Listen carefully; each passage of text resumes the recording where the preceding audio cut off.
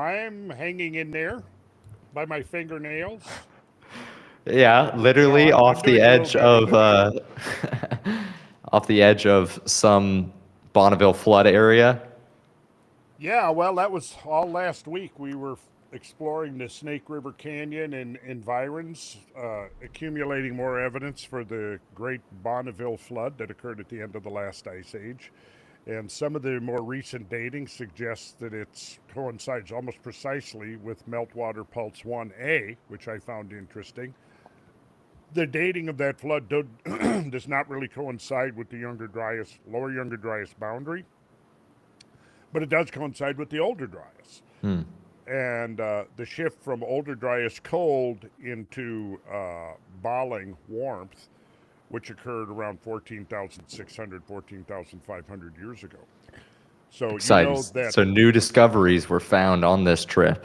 yes, and some new insights. I came away convinced that there were other sources of water contributing to the maximum discharge of the flood other than the overflow of Lake Bonneville, Hmm. which was one of the things that I kind of suspected but didn't really have any concrete evidence.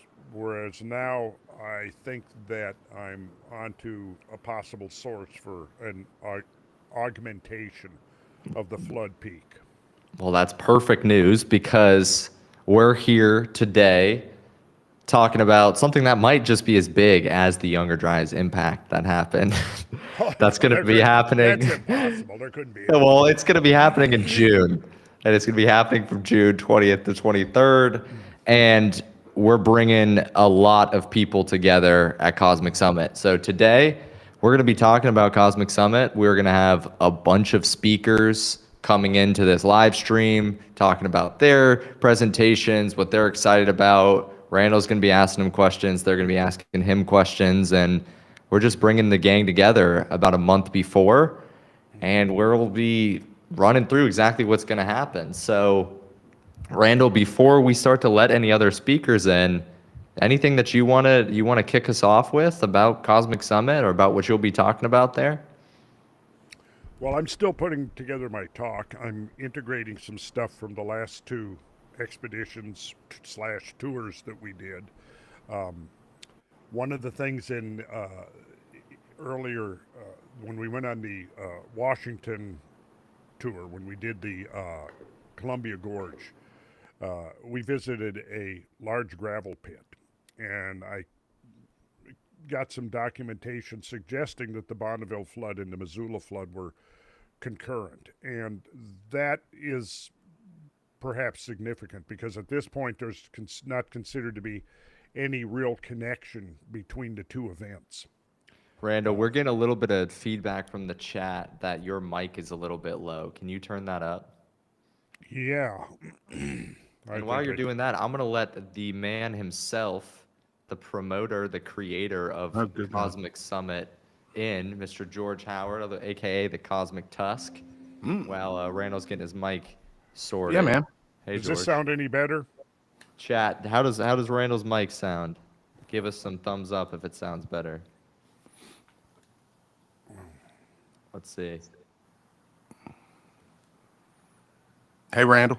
Hello, George. How you doing, buddy? I'm doing fine. Can't wait to see you in a few days. Yeah, it's going to happen.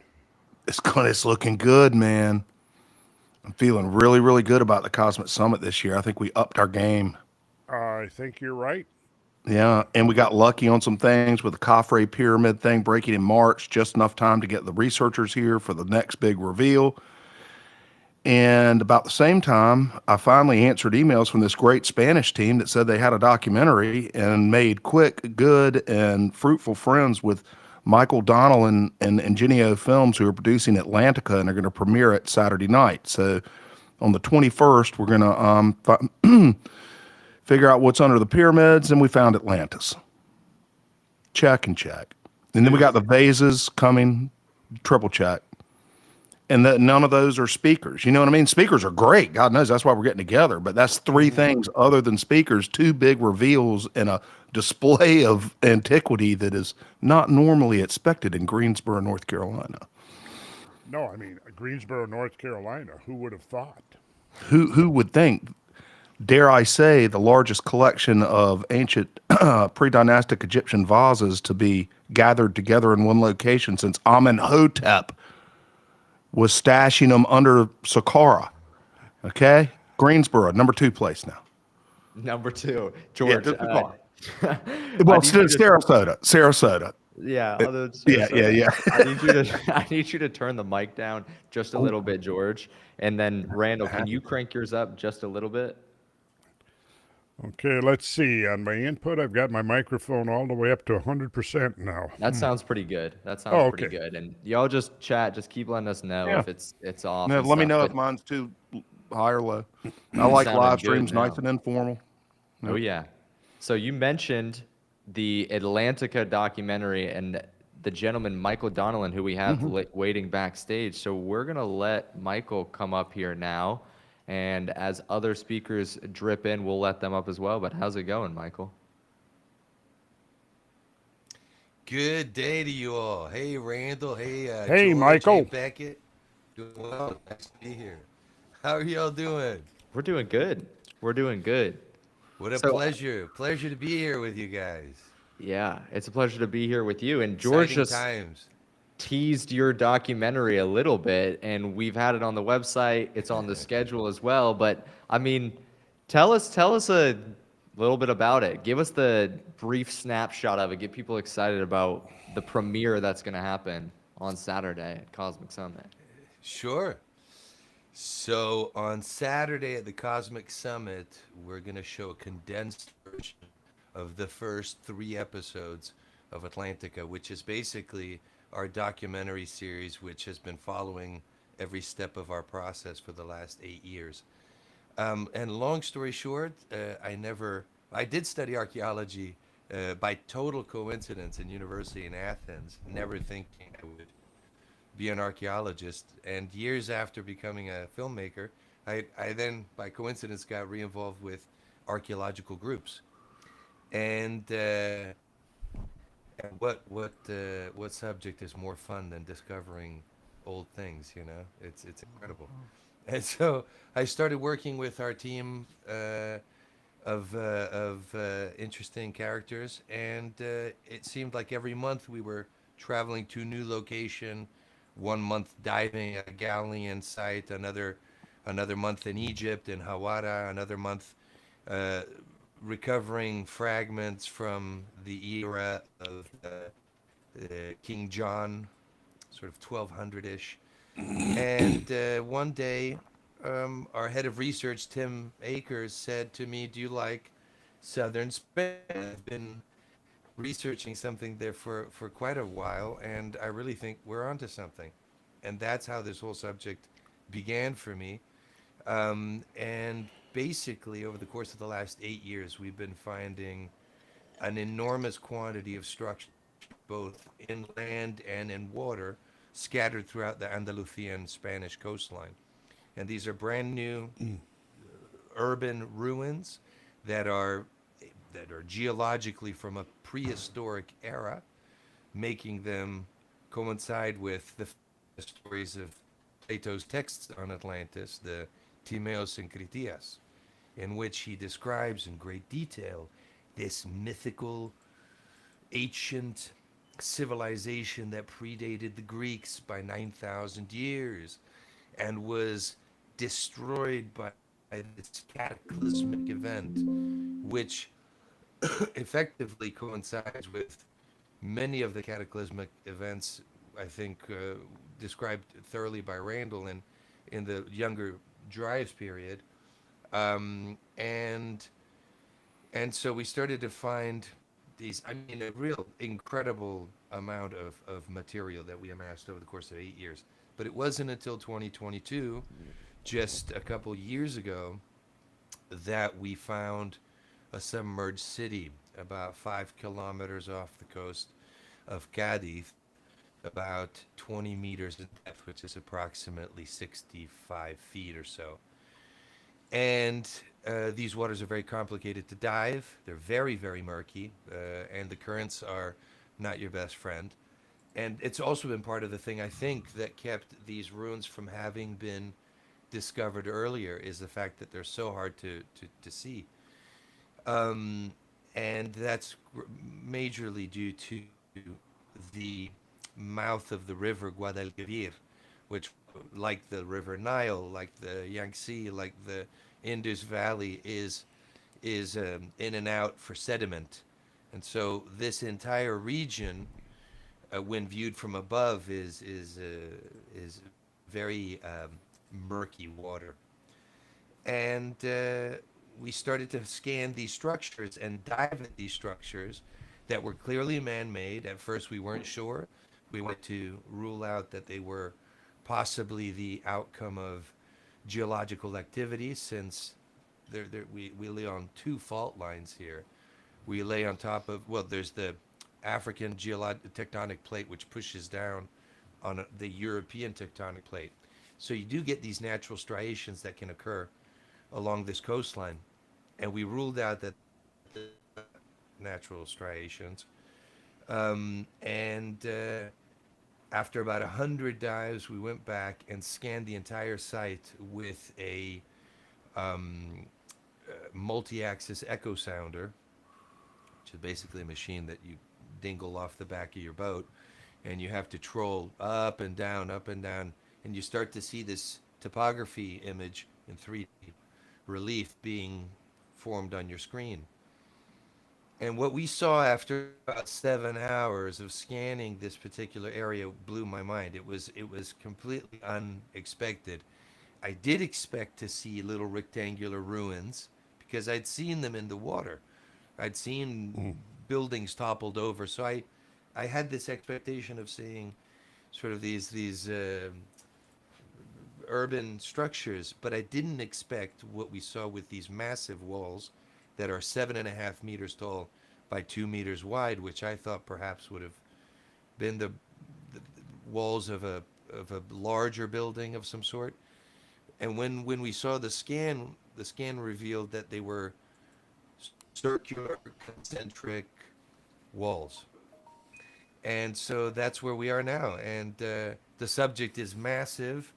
I think that what we've started to discover are some of the clues left by Plato about this incredible place. But the subject is vast. And earlier, Randall, we were all talking about different proposed locations over the centuries for the location of Atlantis, like the Azores, like the Canary Islands, like Sardinia, like Santorini, like Malta. But the one thing to keep in mind is all of those are essentially wonderful places with wonderful ancient mysteries, and without any doubt connected to this story. What we were talking about, what we are finding here, is specifically following Plato's exact details of where he positioned the capital. So there you have my long spiel. I hope I didn't bore anybody. No. What do you think about that, Randall? And Michael, pull that mic a little bit closer to your mouth as well.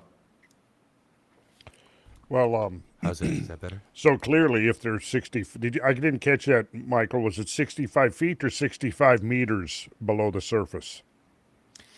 The main finding. 65 feet. So it's about 20. It's about 20 meters. But to keep in mind one thing, and when you see, Randall, when you see at least the skin, you also will notice that there are clear canals where this also changes all sorts of ideologies that we've held true for too long. But this city, when you look at the canals, you can tell that they've been filled in with sediment. That's absolutely clear. And when you're in the water, you see all the rubble fallen inwards from the north. So it's obviously a seaborne impact. But we have to consider how much sediment is on top. In other words, there might be another 10 meters of sediment, maybe 12 meters, meaning the real depth of the original structure could be 30 meters. Okay.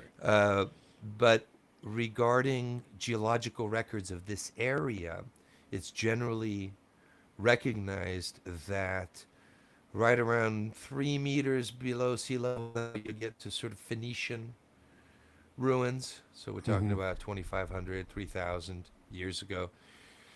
And so at this depth and at that distance, we're talking far older.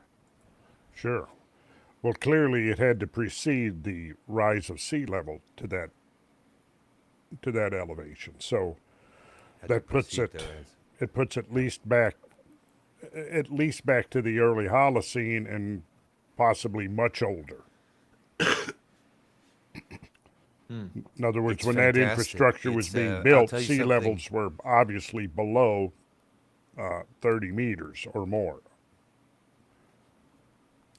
So that, Absolutely true.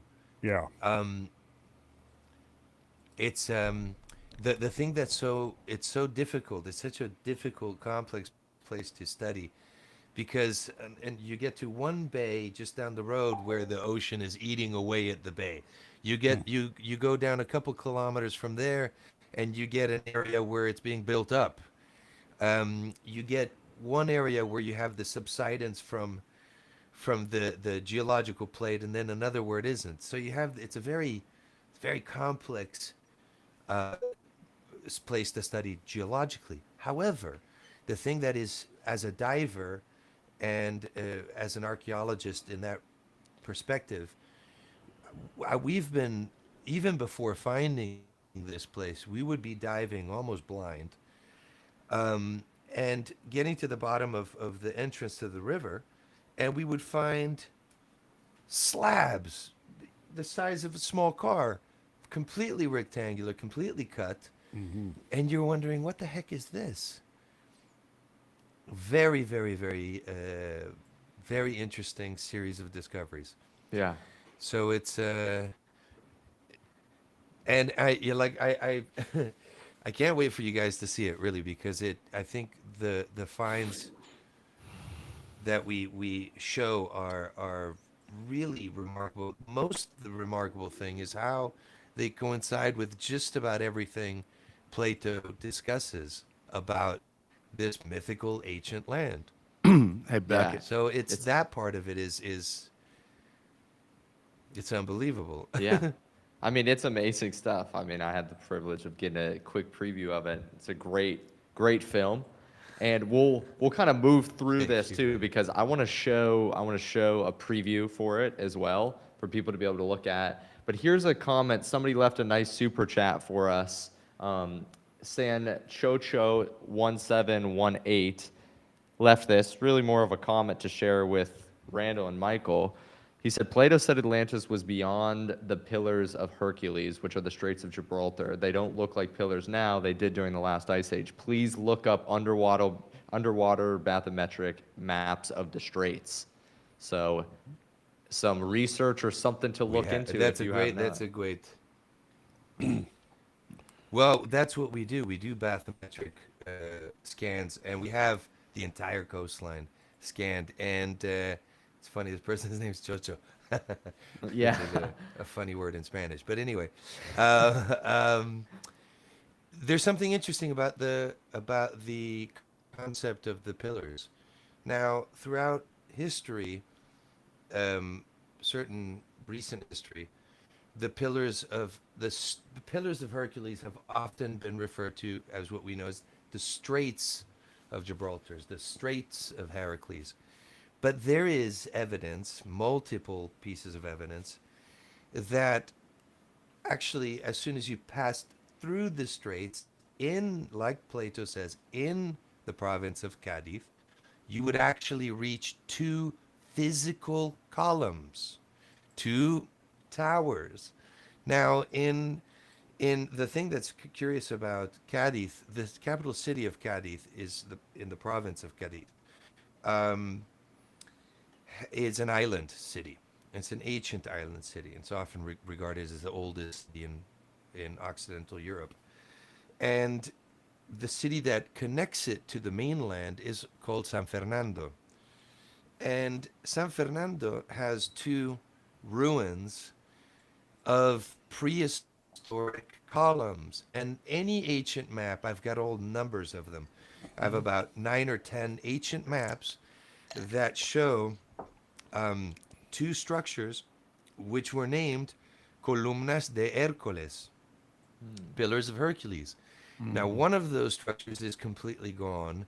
The other one, well, you can see it via satellite. You can see the base. The other structure, the Spanish military built a newer tower on top of it, knowing, and they know it perfectly well. They have a little museum that was built on top of a prehistoric tower.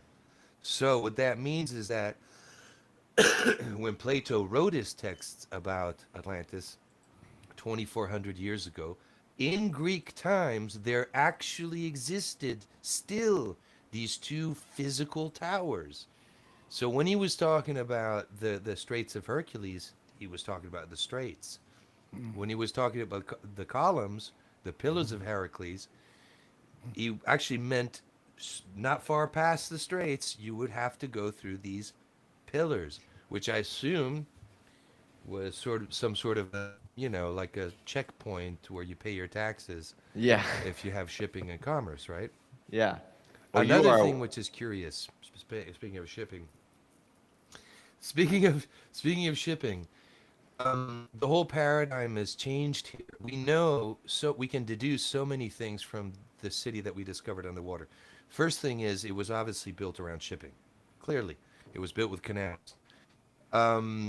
It was also, it shows signs of this term is used all the time, advanced engineering, but advanced astronomy as well.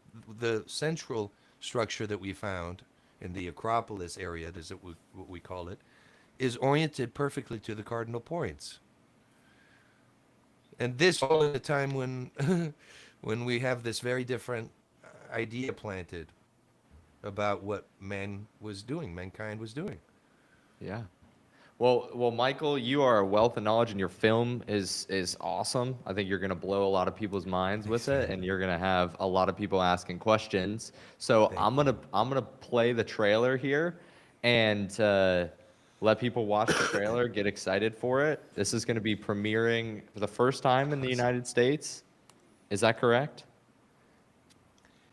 That's correct, because we've done a ton of work in Spain. We've been on every conference and every show, podcast, but this is the first time we're showing it in the States. I'm First time excited showing about it in the States, and this will be Saturday night on Cosmic Summit. You got to be there to see it. So I'm going to play this, and then we'll start letting some of the other speakers come in and jump you backstage, Michael, and then we'll all come together at the end. So without further ado, here is the preview for Atlantica.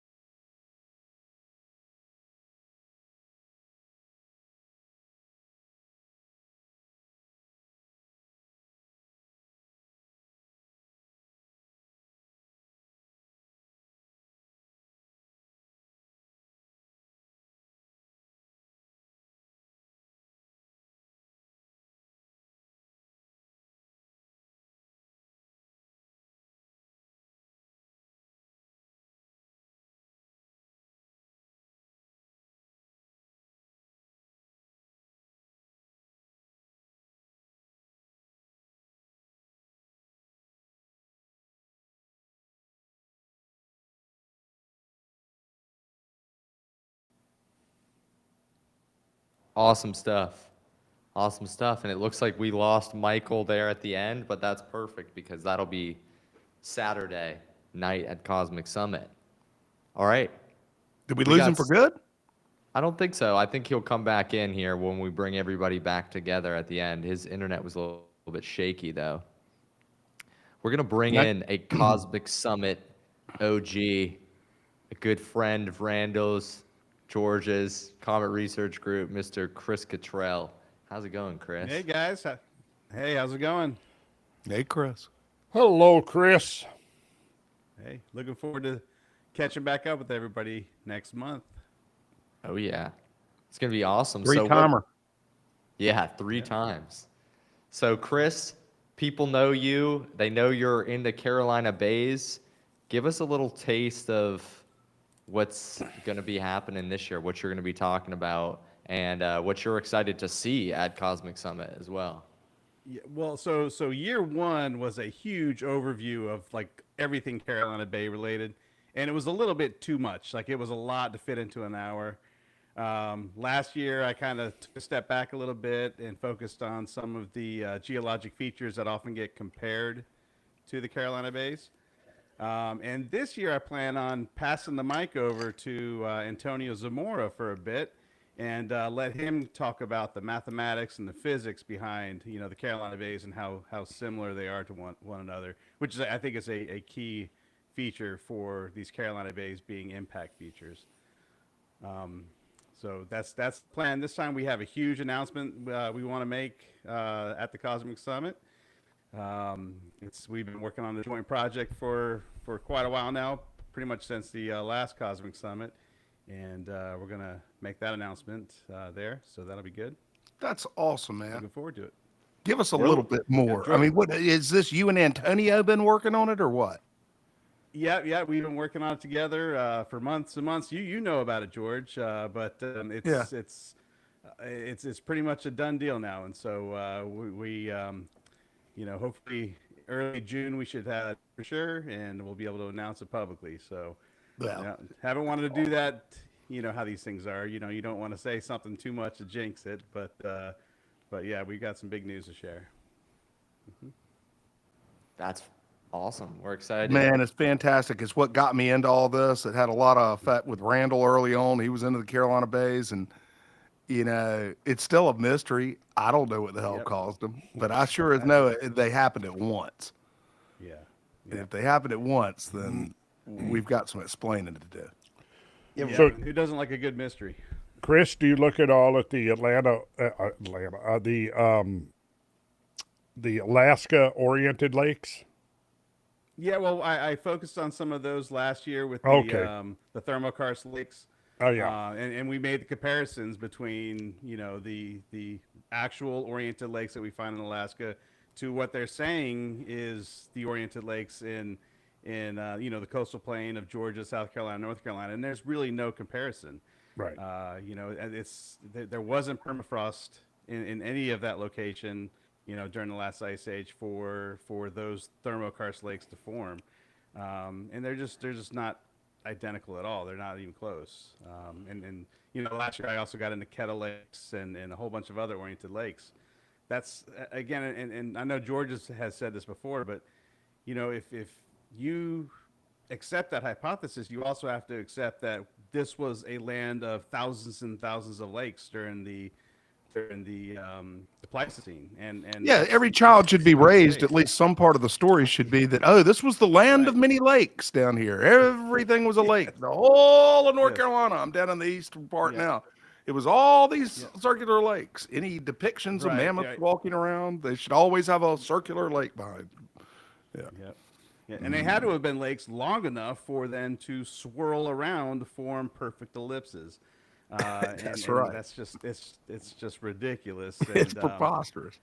Yeah. And so what Antonio and I plan on doing is kind of focusing on that elliptical shape that we find over and over and over again, and showing how that's part of an inclined plane. That's if an object lands into a flat plane, it's going to form an ellipse like that, and that's what we're going to focus on this time. So Awesome. Randall, when did you come across Carolina Bays for the first time? 1979. How'd you come across it? In a book coincidentally, on Atlantis. The Secret of Atlantis by German physicist Otto Mook mentioned the Carolina Bays. And I thought at the time, well, that's right in my backyard. So I got interested in them. And then in the 80s, I started doing a bunch of research into the Carolina Bays and came across the book that I'm sure that I know Chris is well aware of, the book by Henry Savage, which I think, what was that, 86 maybe? No, it's like 81. 81, yeah, okay, earlier than that. Yeah, because that would fit the time. Yeah, so when that book came out, they got a copy of it in the Fernbank Science Library here in DeKalb County. And I went over there and I got that book and read it several times. And then I decided, this is interesting. So when it's right in my backyard, I'm going to explore this further. And I said about Henry Savage gives a very good bibliography in the back of, I think, the mysterious, what is it, the Mysterious Carolina Mysterious Bays? Carolina Bays, yeah. Yeah. Great So I book. set about procuring most of his references and reading those. And then I think made my first trip to a Carolina Bay in Georgia maybe around mid-1980s, around 85, 86. Maybe the second time, I think it was, I went down there with a friend and we went to a local airport, hired a pilot to fly us up over, and Yeah. I got some problem was we just got up there and then it started raining. So it compromised the quality of my imagery. But I got some good stuff, and it really, I mean, they, when you look at them from a couple of thousand feet up, they really do look very much like impact produced. You know, part of it is, yeah, there are complications with the impact hypothesis, but not nearly the kind of complications where you run into when you try to look at the alternative ideas. You know, there were several books that Chris knows well. The Douglas Johnson, the original debunking of the cosmic impact hypothesis, called The Origin of the Carolina Bays. He was with, who was he with? Columbia University, I believe. I don't remember. He was considered the dean of geomorphology back during, I guess, was it have been the 50s? I'm a little vague on the dates now because it's been a while, but he set about to debunk the impact hypothesis that was, you know, as Chris has explained, there's were two camps, the celestials and the terrestrials. And Douglas Johnson was the leader of the terrestrials. And he wrote this massive tome, and he called it, you might remember this, Chris, the, what was it called? The complex hypothesis?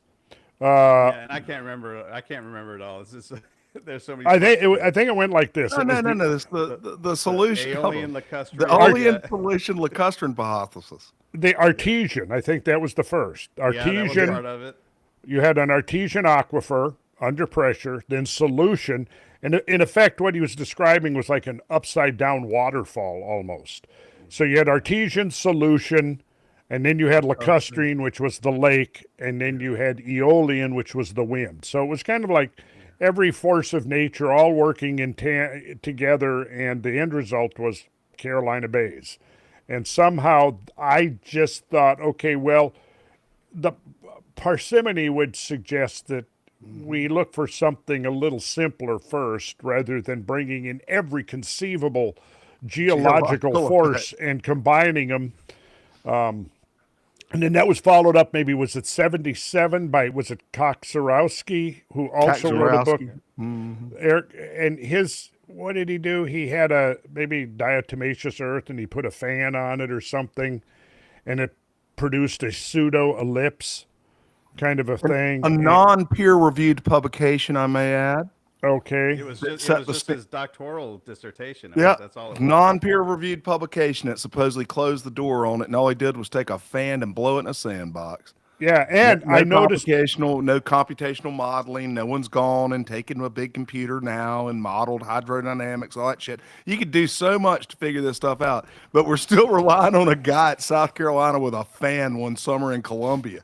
well, you know, one of his glaring omissions was that he started with a depression in the sand. Exactly. before he turned his fan on. So what caused the depression? where did the depression come from? So I thought, okay, well, the uniformitarians, the gradualists think they've won this argument, but they've got a day of reckoning coming, and we've got alternative explanations. So They I still still hide from it. They still run this the crazy ant in the attic. They hate to address it, and then if they do, Randall, you remember when we did the little symposium with Graham Hancock and some others? We'll leave some names out, yeah out and we actually went out with Chris. Well, hell, I'll throw his name in. Mark Dimitrov. Remember he gave his little presentation. This is just a little private 8. Yeah. 10 guy. It was a round table. That's right, and I put it together for Graham because Graham was coming through North Carolina, and I had some terrestrialists and some extraterrestrialists, which has nothing to do with aliens, just means it came from above. And one of the terrestrialists is a guy named Mark Dimitrov, accomplished scientist and whatnot. And he sat there with a straight face and showed pictures of these ice age depressions that clearly were Pleistocene-driven wind features. I didn't know they called them sponges, and whatnot, on the mid-Atlantic, and said, oh, those are Carolina bays, and I know these came from winds in the ice age, and they're Carolina bays. And you looked at them and said, no, they're not. No, they're not. I mean, they're not Carolina bays. I don't have to be a scientist to know. My eyes aren't lying to me. You have contorted things so badly to cram the square peg in the round hole in this case, almost literally.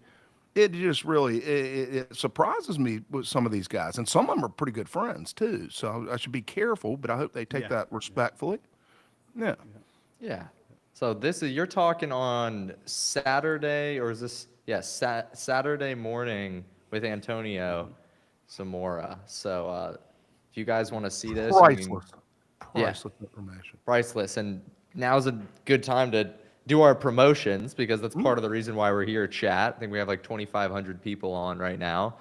We're doing something a little bit differently for our virtual pass this year, just so you all know, because Greensboro and North Carolina, not everybody can make it there. So something that we're doing so you guys can get an authentic experience of what Cosmic Summit is like is we have 3 different cams. We have a live stream cam, which is on these meta glasses right here, which is walking around, first person, immersive perspective, see what attendees sees. Maybe Randall will put them on and you can see Randall walking around talking with people. I know Praveen Mohan's going to put them on. First person, see what they Randall see. Cam. Randall Cam. Oh my Randall God. Cam. The good part is you can't see you, right? Yeah. It's not like a cam on you. It's your cam on the world. Yeah. Yeah. So it's very important that everybody is aware that they not have that we- these glasses on while they're going to get drinks, and if they got to use the can, then they take the cam off. But we've got that. We've got that camera, and then we've also got pretty much the live stream hub, which is the Cosmic Newsroom, and this is going to be something that is only for live streamers, for people who are on the virtual pass, and we're going to have hosts, including Jay Anderson. George's going to host. I'll host. We'll have people sitting in there doing exclusive interviews, post-game talks. So after Chris and Antonio get off stage, they may go in the newsroom, talk about what they just revealed. It's going to be casual. It's going to be fun. This is where everybody in the virtual pass, with a virtual pass, will be able to ask tickets. I nominate Julie Carlson, like There we Randall's go. wife. Sit down with Yeah. Julia, she'll do it. That kind of fun stuff you're just not going to see elsewhere. Exactly. Would she do that, Randall? Would Julie get on and just chat for a minute with Beckett? She I'm probably overpromising. would. Really? On, Okay, I didn't mean to overpromise your well, wife. depending on her for God's sake. mood. She's in a good mood. She probably would. I could really those inflame kinds of Julie things, at folks. some time. Those kinds of things that you're not going to see anywhere else. Exactly. And so we got the Cosmic Newsroom, we got the Cosmic Summit first person cam, and then we've also got all of the presentations that you'll be able to watch there. So you can get that ticket right now until June 1st. We've got the only discount that we're really doing for it, which is if you use code 3CAMS, the number 3 3CAMS. CAMS, at checkout at cosmicsummit.com, you're able to get $25 off the live stream. So that's $50 for all 3 days of live stream with those 3 different cameras. And it's a great deal. We think it's like nothing else you're going to see with an event. So But I got a rant on behalf of Please. the virtual pass for a second.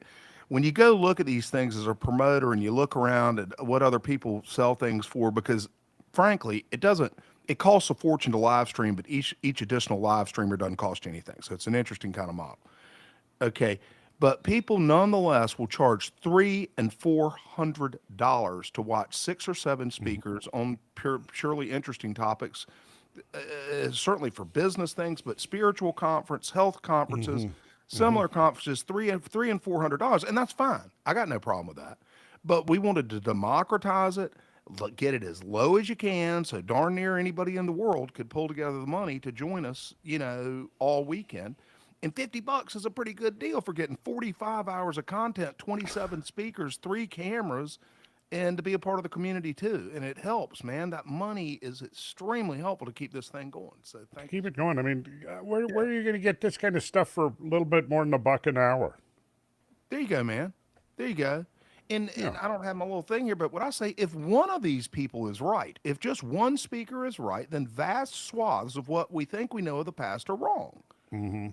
So that means just one person right, you go sit there in person or you watch it, you're truly on the cutting edge. Thing is, probably a lot more than one of them are right. it's true. And that just means that it's a special kind of conference. You're not going to go to any business conference or about anything else I can imagine and get information that may be so important. Well, I mean, right here, obviously, me and Chris are right. So we've got And let's got let a somebody good else in start, who's right? right. Let's see who else might be right. We're gonna get somebody else who's probably right in here as well. Hey, look at this sweet Let's dog. see if Hey, sweet dog. I can Look get- at that sweet dog. see if I can get Scott Walter in here. He's trying to join right now. There we go. not Scott. Not Scott. Oh, Scott is the disappearing man. Whenever I click let in, he disappears. Well, that's okay. I had a Yeah. joke I could have made, but It's contended. No, what Contested. That's what Malcolm used to say. Contested, yeah. Contested. That's mate. what Malcolm Bendall Contested, says. mate. Hey, let's hear from the chat. Who's gonna miss Malcolm Bendall at Cosmic Summit this year? I'm not gonna miss him, but I think he's interesting. I'm glad I had him. well, I mean, there is, I've been staying a little bit in the loop, and there are some definite updates going on. Oh, yeah. Really, Randall?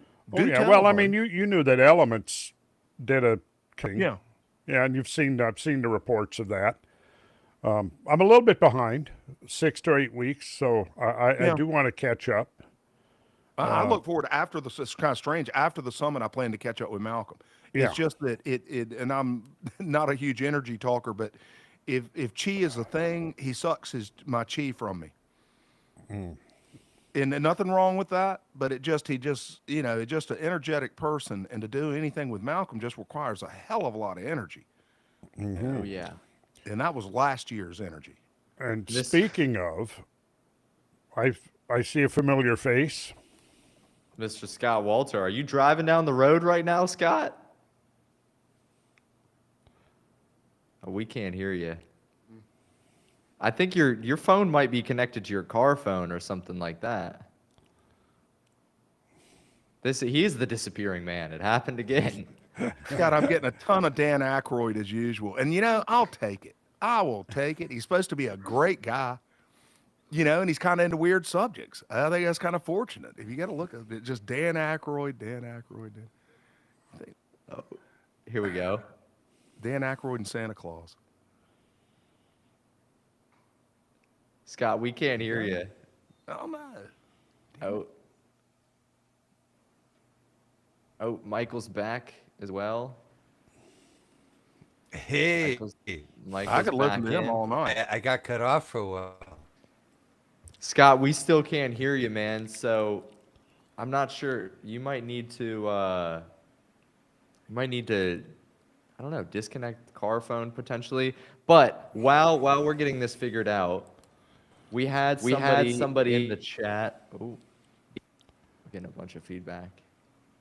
We had somebody in the chat donate 50 memberships to Randall's YouTube channel, a Mr. Peter Shell. Oh, Peter. Yeah, my good buddy. Good guy. Yeah, I Very- mean, Peter and I have shared a lot of adventures over the last few years. He's been with us, a big supporter.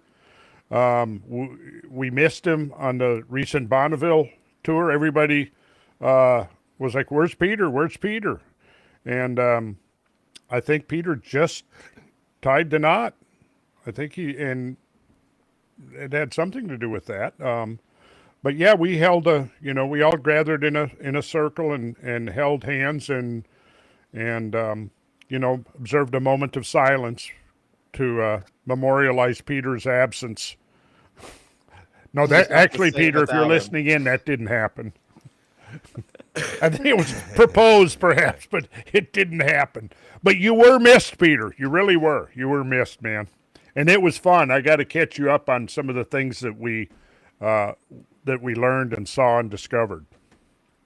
Well, huge thanks to Peter. It's super generous, and it helps. It helps the whole cause, helps push the research forward, and it's kind of a good segue into looking at what we're doing as a whole at the Cosmic Summit. So I'm going to go ahead and share the agenda here for you to look at, Randall, for everybody on this call to look at, and we can kind of talk about some of the special events going on, some of the other speakers who are going to be there, and just Yeah, I got an give an announcement on the overview of field the trip. program. Yeah, George, why don't you take us through this? Talk to us Oh, about gosh. what's happening. Okay. Well, it starts Friday night. You don't have any speakers on Friday, but obviously people be checking in and registering and stuff. So last year we had a party, which is fun, and we'll have a party after this field trip. But I just got the idea in my head that we had to go see the most interesting sacred local landmark, which is generally ignored in the area, like most sacred things are and whatnot.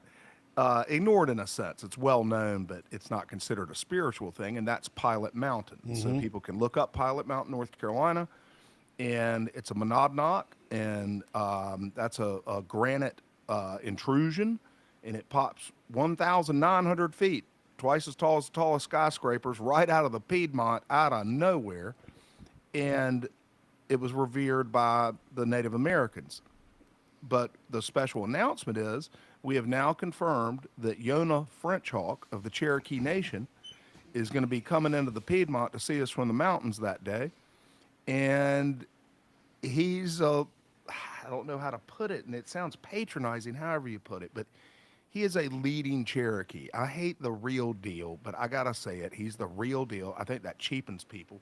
But he is a 100% pure blood. That sounds weird too. Cherokee. But he's also has received his stories from his elders. That is all legit. I've come to know Yonah on the internet through other people, now gotten to know him personally. And I'm proud as hell that he's going to be up on the mountain, because the Cherokee, this is interesting to me, perhaps to others, but they didn't live around Pilot Mountain. They live deep in the Appalachian Mountains. You can see the Appalachian Mountains 60 miles away or so from Pilot Mountain, but they didn't even live in that part of the damn mountains. They lived way back and on to Georgia and Tennessee, but they came out historically of, prehistorically, before we were there, they would visit Pilot Mountain yearly for a corn festival.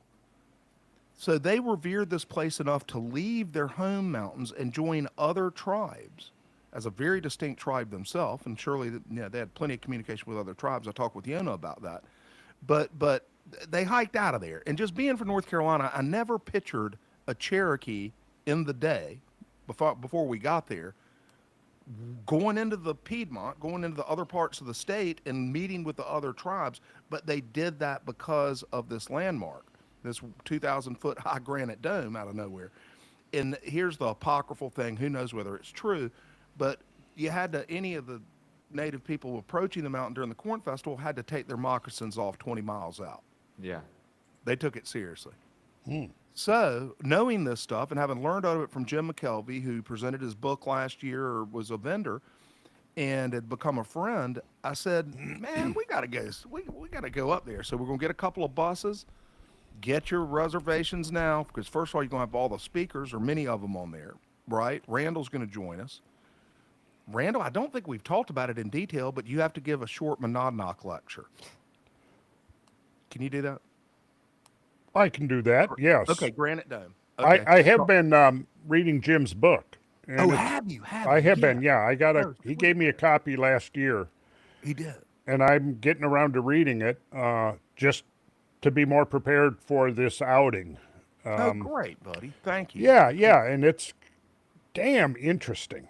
It is. It's good local history. It's that kind of book, first of all, that if you live in a state, you're like, hey, here are all the little bits and pieces about this interesting place, all through the old newspapers and colonial accounts and the whole thing. And then he throws in some good woo, a little bit.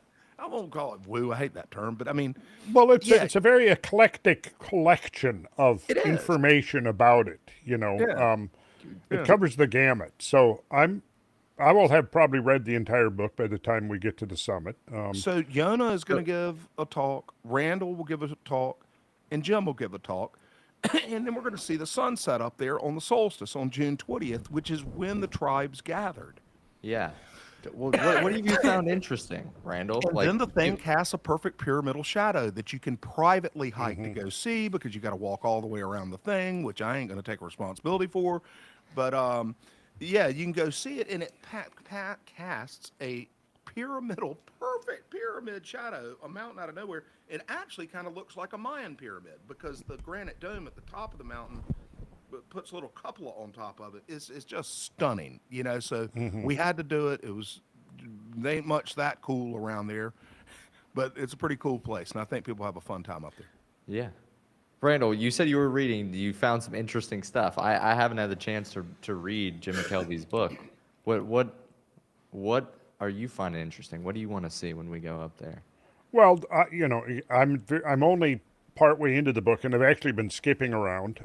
But the orientation, the archaeoastronomy aspect of it really intrigues me. The fact that there is this solstitial alignment, and in my mind, I'm not decisive one way or another whether these alignments are natural or artificial or some combination in between. And I'm sure that, and I basically just started reading the book before I left for the Snake River 2 weeks ago. So I'm not far into it yet, but it's sitting on my nightstand right next to where I sleep. I fell asleep last night reading the book.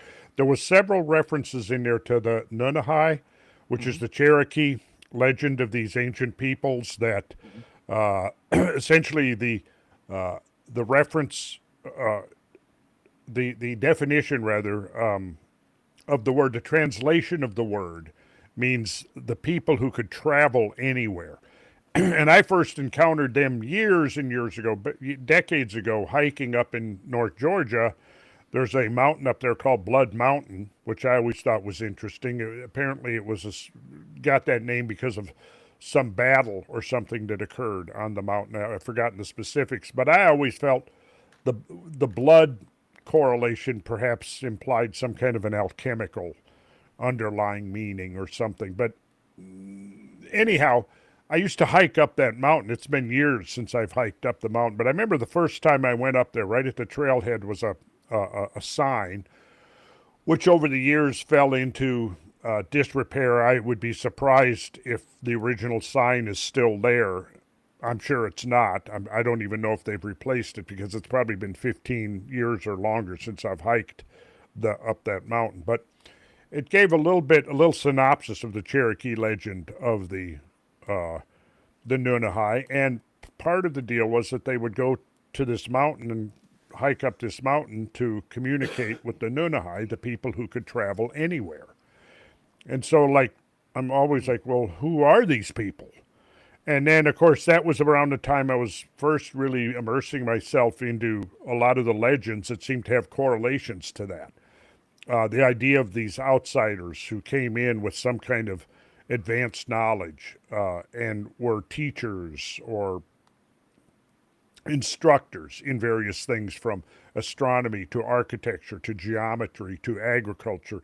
I mean, these kinds of legends are so ubiquitous around the world that I believe there has to be some underlying basis to it. What is that basis? I don't know. Now, of course, one thing that would first come to mind would be, well, perhaps an Atlantean culture.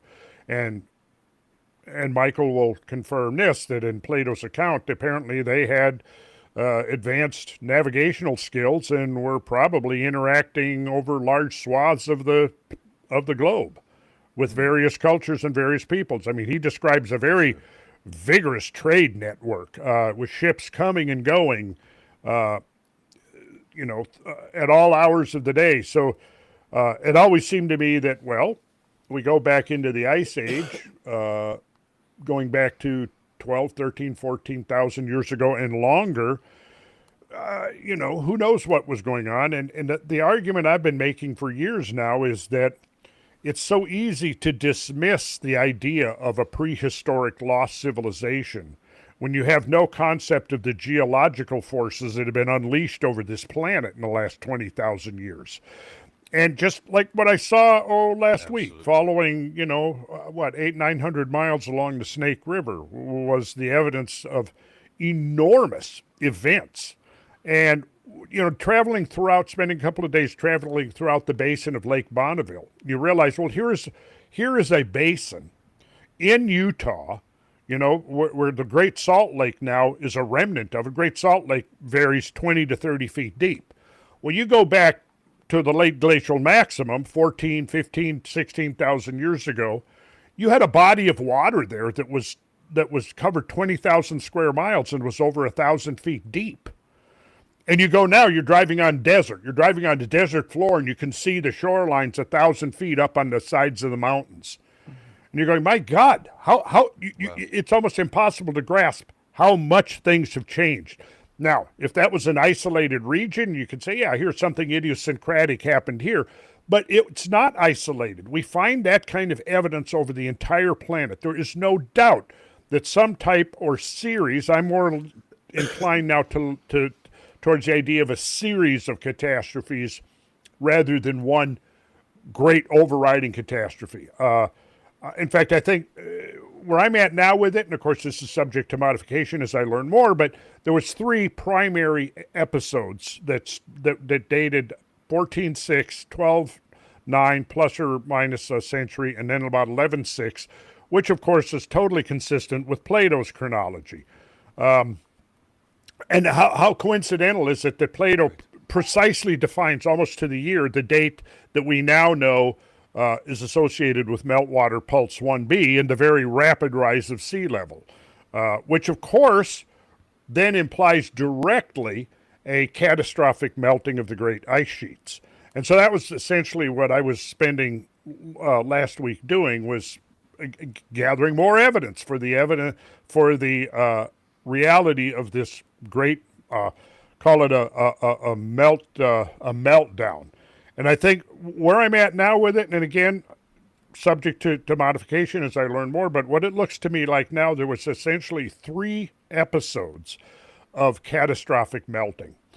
And so it occurred to me that in the story of Atlantis, how Plato describes the fall of Atlantis prior to the actual physical destruction of the civilization, the moral fall of Atlantis, the moral decline of Atlantis, and the shift to an imperialistic culture that was now enslaving people inside the Mediterranean. If you were an island culture or a coastal culture, and you're faced with rapidly rising sea levels, perhaps one of your responses to that would be to attempt to do what we now know that civilizations have done, is to try to hold the sea back, the rising sea back, by building seawalls. And it would make sense that maybe in the final stages of Atlantis, they're trying to preserve their civilization through enslaving people, because, hey, at that time, it sounds like they've become an elite. They don't have people who would be out there, laboring in the trenches. So it would make sense. I mean, why did we, what was the basis of the transatlantic slave trade? Well, to bring over laborers. That the elites didn't want to work in the cotton fields or the sugarcane fields, so they brought laborers over. anyways, that's a whole nother side of the Atlantean story, and I can't wait to talk to you more about that aspect of Plato's tale, Michael, because I mean there's a whole It's backstory so there, I think. fascinating. But if you're There is. whether it's a coastal civilization, an island civilization, you're being faced now with over a few thousand years a 400 to 450 foot rise in sea level. What's your response going to be to that? Yeah, well, you could move in, but if you're an island civilization, you know Yeah, you pretty probably buggered. send out colonies. And I've got some things I can't wait to show you, Michael, that I think will expand this vision. Awesome. So we'll get into that. Well, It's I'm sure we'll it's be able to I find a moment or two next month.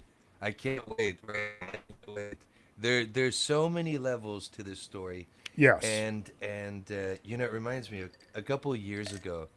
I was reading an article with the different little scientific discoveries that are being made now and again, and I read this fascinating article, and it was, if I remember correctly, don't quote me on this entirely, but they had found, so, as they usually do, a few teeth of a type of primate that they previously only existed in Africa, and yet they found it in South America.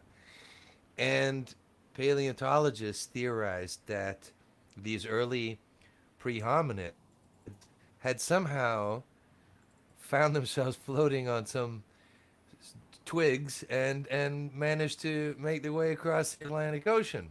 Aha. And I thought to myself, this is funny. It's funny how academia, we what we try to do is we try to categorize things to make it understandable in terms of put everything in a structure so we have a general idea of things that we otherwise wouldn't really understand. And when I first read this article, I thought to myself, isn't it perhaps likelier they weren't just some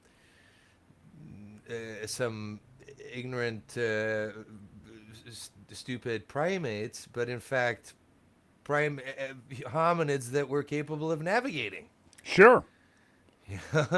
Maybe that. And so I have this. If there's anything that I've learned from all of the work that we've been doing, is that humanity, as we know it, laws, music, writing, navigation, science, all the things which we consider humanity, civilization, have occurred for eons and eons in one form or another. And I think that the Earth, the one thing that I found almost fascinating when I started to fly, I was flying drones before in terms of for cinematography. But when I started to fly my drones actually for surveying, it was a very different mindset. You're flying up there and you're looking in a field, for instance. You're trying to locate, let's say, an old structure that's somehow in ruins.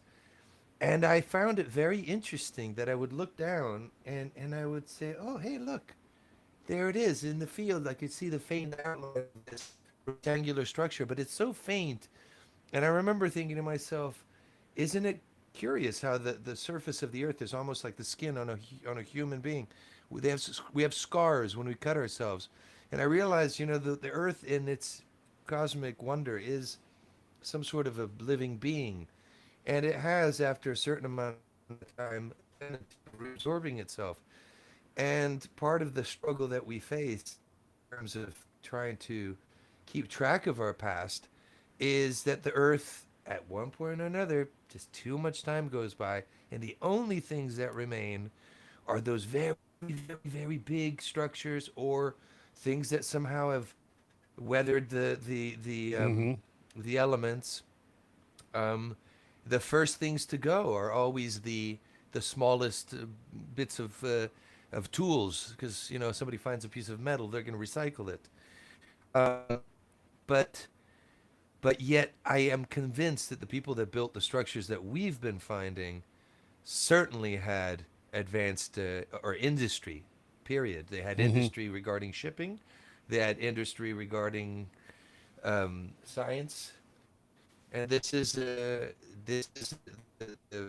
struggle that we have. But the good thing is that we live in an era where combining all of the different plethora of sciences and techie stuff that we have. I've got all my drones and all my scanning stuff here, mixed with good old fashioned research.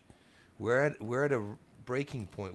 Not a breaking point. Sorry, we're at a turning point. Inflection point. Yes. And being able to put these things, inflection point. Yes. It really is fantastic. Like I said this earlier, I never woke up one day thinking I want to go look for Atlantis. But now, I don't think almost 10 Filippo years into Biondi it, I thought he can was going to look under the see- pyramids. Probably not. No, But now I no. get it. I get why it's so pensive. It's a wonderful. It's something people get hooked to. Yeah. How can you not? If you have a brain and you have a curious mind, these are things that we want to get to know. What's going on over here? Yeah. Something's going on. Hey, Something. Beckett, can I talk a Something. little pyramids? Please, yeah, I think it's a great segue for that because you're talking about technologies that are allowing us to ask different questions and come to new understandings, Michael. And George is about to tell us about the special Coffray project crew that we have coming. Oh, And it wonderful. matches what Michael's doing in a lot of ways, and it matches what Matt Bell is doing, because there are kind of three additional things going on with the summit this year. There are three reveals. One's been going on a while, but the first reveal is the second tranche of information regarding the scans under the pyramids being given at 1:30 p.m. on Saturday the 21st on the main stage by Filippo Biondi and Armando May, the two gentlemen who first revealed it in March and kind of stunned everybody and caught a lot of grief. I thought a little too much grief, but that's fine. Can't take the heat, get out of the kitchen. But a lot of it, I would think the one thing that everyone agreed on about the subject and the information and the technology, the one thing is that they wanted to know more, right? Everybody, even the harshest critics saying, give me more, that's not enough. The wildest believer, the most gullible person is like, give me more, give me more. And we're going to give more, right? They are coming with new data sets and new information. I don't know specifically what. I'm not sure if I really want to know. I want to get surprised too. But the computers are literally crunching it as we speak, and they're bringing it to Greensboro. So you got that reveal at 1:30. And then Michael, the premiere of his documentary, Atlantica, a special cut of it for the Cosmic Summit, is going to be at 9 o'clock that night. So the first day of summer, on the solstice, is the solstice the day before or the after? When do they do? If it's one moment, how do you pick which day it is? I don't quite get it. But whatever, on the 21st, the longest day of the year, or the day after the longest day of the year, whatever, at 9 p.m., then we're going to break another thing, and that's where the hell Atlantis is. And I hadn't said it yet, and this is an IMHO, right? In my humble opinion. Not terribly humble, but in my humble opinion. Michael's nailed it. I think he found Atlantis. And I just mean that as a personal thing. I don't think that our marketing materials should go, we found Atlantis, even though I've already done some of that. Is that, no, I think the guy found it. And I think it absolutely is congruent with what Randall's been saying about the Azores for years. You just got to move the capital, because that was clearly an outpost of theirs. There's no way that if you set the capital of the Mediterranean at Cadiz, you would not have the Azores as your very first Atlantic outpost. And there's no question that whatever caused the collapse of the Cadiz city would have had dramatic effects on the Azores, could have well been sinking islands, as we have pictured. But I don't think, as it turns out, the capital city, the story of the capital city is dramatic as maybe we had thought, with giant tidal waves rushing across North Africa, or the capital city sank thousands of feet underwater. I think is a little bit more subtle, and it's 65 feet down and pretty much right where the hell you'd put it if you wanted to have a capital of the Mediterranean. Now, I think you found it, man, and I'm proud to have you. I gotta. Thank you, brother. It brings me back to something that Randall had brought about earlier. If you go back to the very first pages of the Michael, pull that mic a little closer to your mouth if you can. Yeah. Sorry about that. How you doing? Everything? I put on my movie voice. Yeah, speak into it if possible. Plato describes that, according to the mythological story that he tells, that Poseidon and his wife Cleito had 5 sets of twins, and he goes into the naming each one of the twins. Emulus and Atlas were the eldest twins. Emulus was also known as Gaderus in the local language. Gaderus is the name of this whole area. It's Gadir, Gades, Gadith. But he also discusses clearly that they controlled the majority of the Mediterranean, and we have to consider the entire topography, the entire makeup of the people of the early Mediterranean back then is completely different. They would have controlled North Africa, all of the Mediterranean tour, all the way to the Aegean, Greece, but also in the other direction, which means as towards the Azores and the Canary Islands. Now, what's interesting about the Azores and the Canary Islands? George and I talked about this the other day on our other podcast, but one crazy coincidence on top of the other, and of course we all know there's no coincidences, but a lot of people don't know this. The very town I live in is the town that Magellan and Christopher Columbus sailed out of. Now, why is that important? That's no coincidence. The oldest archives in Europe belong to the family of the Dukes of Medina Sidonia. Those contain some of the oldest maps in history. And what are maps? Maps were the ancient technology. This is how, if you knew a good map route, it meant you knew how to navigate, how to trade, how to make money. And Columbus knew that on the way to America, there's a sub-Atlantic river, a current that goes via the Canary Islands. And on the way back, this is past the Azores. So were the Azores and the Canary Islands part of this trade route? I have no doubt about it whatsoever. There's Agreed, ample 100%. proof about And there's- Madeira. and Madeira, absolutely. Madeira, smack dab in the middle. And in fact, Columbus had a house in Madeira. All of these clues, all of the plethora of clues from from Mesoamerica, of Aztlan, Mazatlan, all pre-Columbian names belonging to these places, I have no doubt that there was transatlantic global trade with No doubt. no question No doubt. back then. Yeah, if you can build a city like we found, which is effectively a Venice of the prehistoric world, you could definitely navigate with all seriousness. Yeah. You would have been as good as any navigator today. No question. More advanced understanding You and know. technology than they're given credit for. And I mean, I'm trying to And use all that. the work that I'm trying to use that statement as a segue here because we got somebody else who's a speaker at the Cosmic Summit that I'm going to let in here, who's all about advanced technology, drop Mr. the mic. Ashton Forbes. Ashton Forbes. Hey Ashton, how are you? Ashton, this guy looks very familiar for some reason. I don't know. He Oh, can't Ashton, hear. can you hear us? Oh no, You can't hear? Oh, he's gone. that's the only time no one's been able to hear Ashton ever. In the context of what Michael was just saying, I would love to do a share screen at some point. Yeah, please. Right Share at this screen. moment? Yeah, Fantastic. go ahead, and Ashton can switch up his Randall, audio. also, I gotta just add one detail.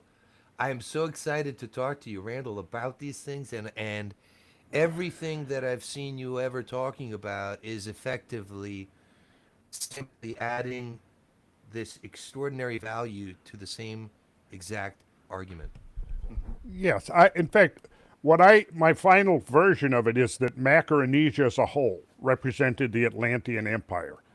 There's a very interesting article that I came out years ago, but it's still relevant. It hasn't changed. And basically, it says this was published way back, I think, in the late '80s. But in the present-day North Atlantic Ocean, the boundary between the subtropical and subpolar gyres runs southwest to northeast, from Hatteras to the Norwegian Sea.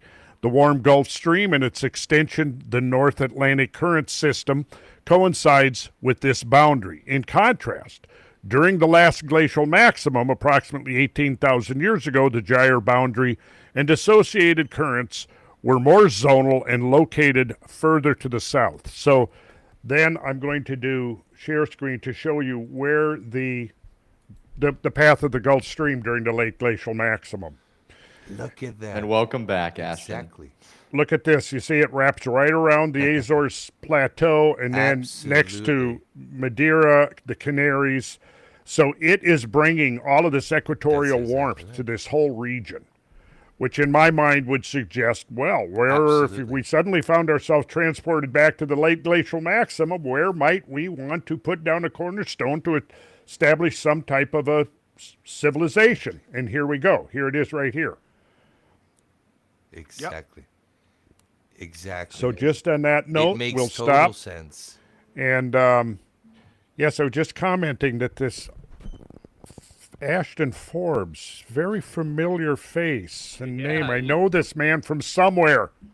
Yeah, I can't quite put my finger on it. You might have met him on a plane around 2015. No, that's probably it. Yeah. No, we found out we both are from Minnesota, though. Yeah, we both from Minnesota. Yeah. Oh, don't you know? Yeah, you betcha. How are you guys doing? We're doing good, man. How are you? Great. Yeah, relaxing. Long weekend ahead. Was working, pretty late for a Friday in the summer, But yeah, I wanted to just jump on for a few minutes, chat with you guys. Get everybody hyped up for Cosmic Summit in a few weeks. Yeah. Awesome. Well, thanks for jumping on, man. Man, Thanks you're a for great jumping on. friend of it. Thank you so much for coming again this year, Ashton. You're going to be with Bob Grenier in a classroom on Monday. Yeah, That's we're going to be talking about science stuff.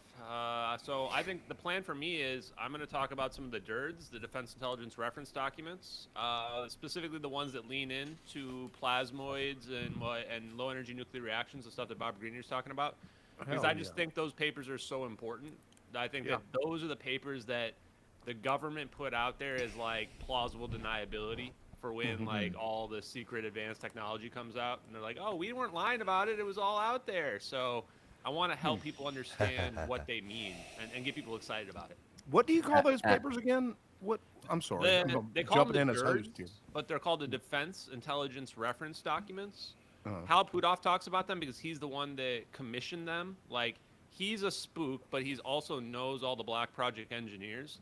So the Defense Intelligence Agency commissioned him to commission these 38 papers from like all his best buddy spook friends, which include people like Friedwart Winterberg, who was a Nazi, not Nazi, but Project Paperclip scientist that came over from Germany when he was young and became like this fusion scientist that all his stuff is still classified to this day. He like never is going to get the recognition he deserves. So Wow. pretty cool. Papers. Ashley, can we get a little more volume on your mic? Are you able to turn the mic volume up? Yeah. Hold on. Is that better? Yeah. Yeah, that's way better. So yeah, Riverside. So anyway, we're gonna be talking about that, and then we're gonna just hang around the classroom and answer questions, things like that. So I think it's on Monday that we'll be doing that, but I'll be hanging out the rest of the time listening. Randall will have a classroom at the same time. Unfortunately, y'all can't watch each other's stuff. Yeah, that's okay. Well, actually, no. I forget whether they're morning, afternoon. But yeah, does Monday's a Randall- separate day, separate No, ticket, yeah, no, and- there are actually 2 different times. So they? Ashton, you and Bob are going to be in the morning in the in room, and then Randall, you're going to be at 1:30 on main stage room. So you guys can see both of the classrooms, and also we'll have them available in the app online if you want to view them through the Cosmic Summit event app. Eventually they'll be available on the internet so you can see them, but it'll be a good time. So what are you going to be revealing, Ashton? I know you always got something something new discoveries coming out? You have anything you're holding on to into the summit? This is what I'll say. I've been thinking about this in terms of like, what am I gonna put out there to spice up? What I'll tell people is this: is that from what I've learned from the MH370 videos, from researching the science, I've learned this is like this is the real deal, and it's really, really serious. It's national security. Like the reason why they're hiding this is all national security reasons. And I don't even feel that comfortable talking about how all this stuff works at that level because, it's technically helping our adversaries out. Like imagine a scenario like the teleportation. Let's say we didn't figure out teleportation in the 70s. Let's say we figured it out in like 2009. That's not that long ago. So, like, figuring that out publicly really helps out countries that are much further behind, So, for me, I don't want to be I want to be kind of careful about how far I'm going on this because I feel like I understand it really well. So, in the Cosmic Summit, though, we're just going to let it all fly. We're just going to go in, look at all the Air Force Research Lab papers, explain how and why and exactly when and who figured it all out. So, everybody there understands, the secret sauce of, like, who the people we should be pointing at are for the people that know. Who are the people that know out there? And the reason why I think that's important is that there's a lot of people that are going to be there, people in the UFO community and in these kind of conspiratorial communities that think the government's hide stuff. And by the way, you're right. And they want to know who are the people I can trust, who are the people I can't trust. Well, I don't know who necessarily you can trust, but I can at least tell you who are the people who have the answers so then you can judge for yourself when, they tell you information, if you should, listen or not.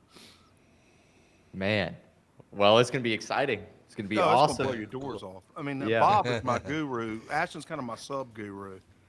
I don't know. He ain't quite sub-guru yet, but he's in the right room, man. Bob Grenier is just an absolute priceless human. So are you, Ashton. And Yeah, you and Bob it's gonna together be in a that damn classroom. interesting three. Yeah, so that's why I talked to Bob right after I talked to Randall as well, because I wanted to have another conversation with him kind of about those papers and his ideas around them. And if you guys haven't listened to that, that's kind of a sneak peek on what to expect in the Cosmic Summit in a few weeks, which, if people have been following my work for a while, it's pretty mind-blowing. If you haven't been, it's probably a little bit out there, but you can kind of catch up watching some of the other stuff and some of the other work that I've done in the past. So I've missed hoping this. to be I'm able to sorry. explain Where it. are you pointing us, Ashton? I'm sorry. Where? What should we go watch as a preview? Watch my Bob Grenier Hard Truths podcast, but also watch the Randall Carlson one. Actually, I don't know where I'm located on the screens when people are watching here. But yeah, both of those are very good because I think that they explain the context of why plasmoids are so important, why sacred geometry is so important in math and in the universe, and how this can lead to or potentially could be the secret of how the government has been able to figure out gravity manipulation. We would call it gravity manipulation, but they would just call it clever use of physics, probably. And how it's been hiding in plain sight this whole time. And so then when we get to the Cosmic Summit, I will go through the scientific papers, explain from my perspective what they mean, and encourage everybody else to explore them for their own. And then how that leads into Bob's work. And then I also want to talk about, the broader implications of that technology. So one thing that if you listen to the Bob Grenier interview he and I spoke about is what's happening with fusion research publicly, the public fusion research.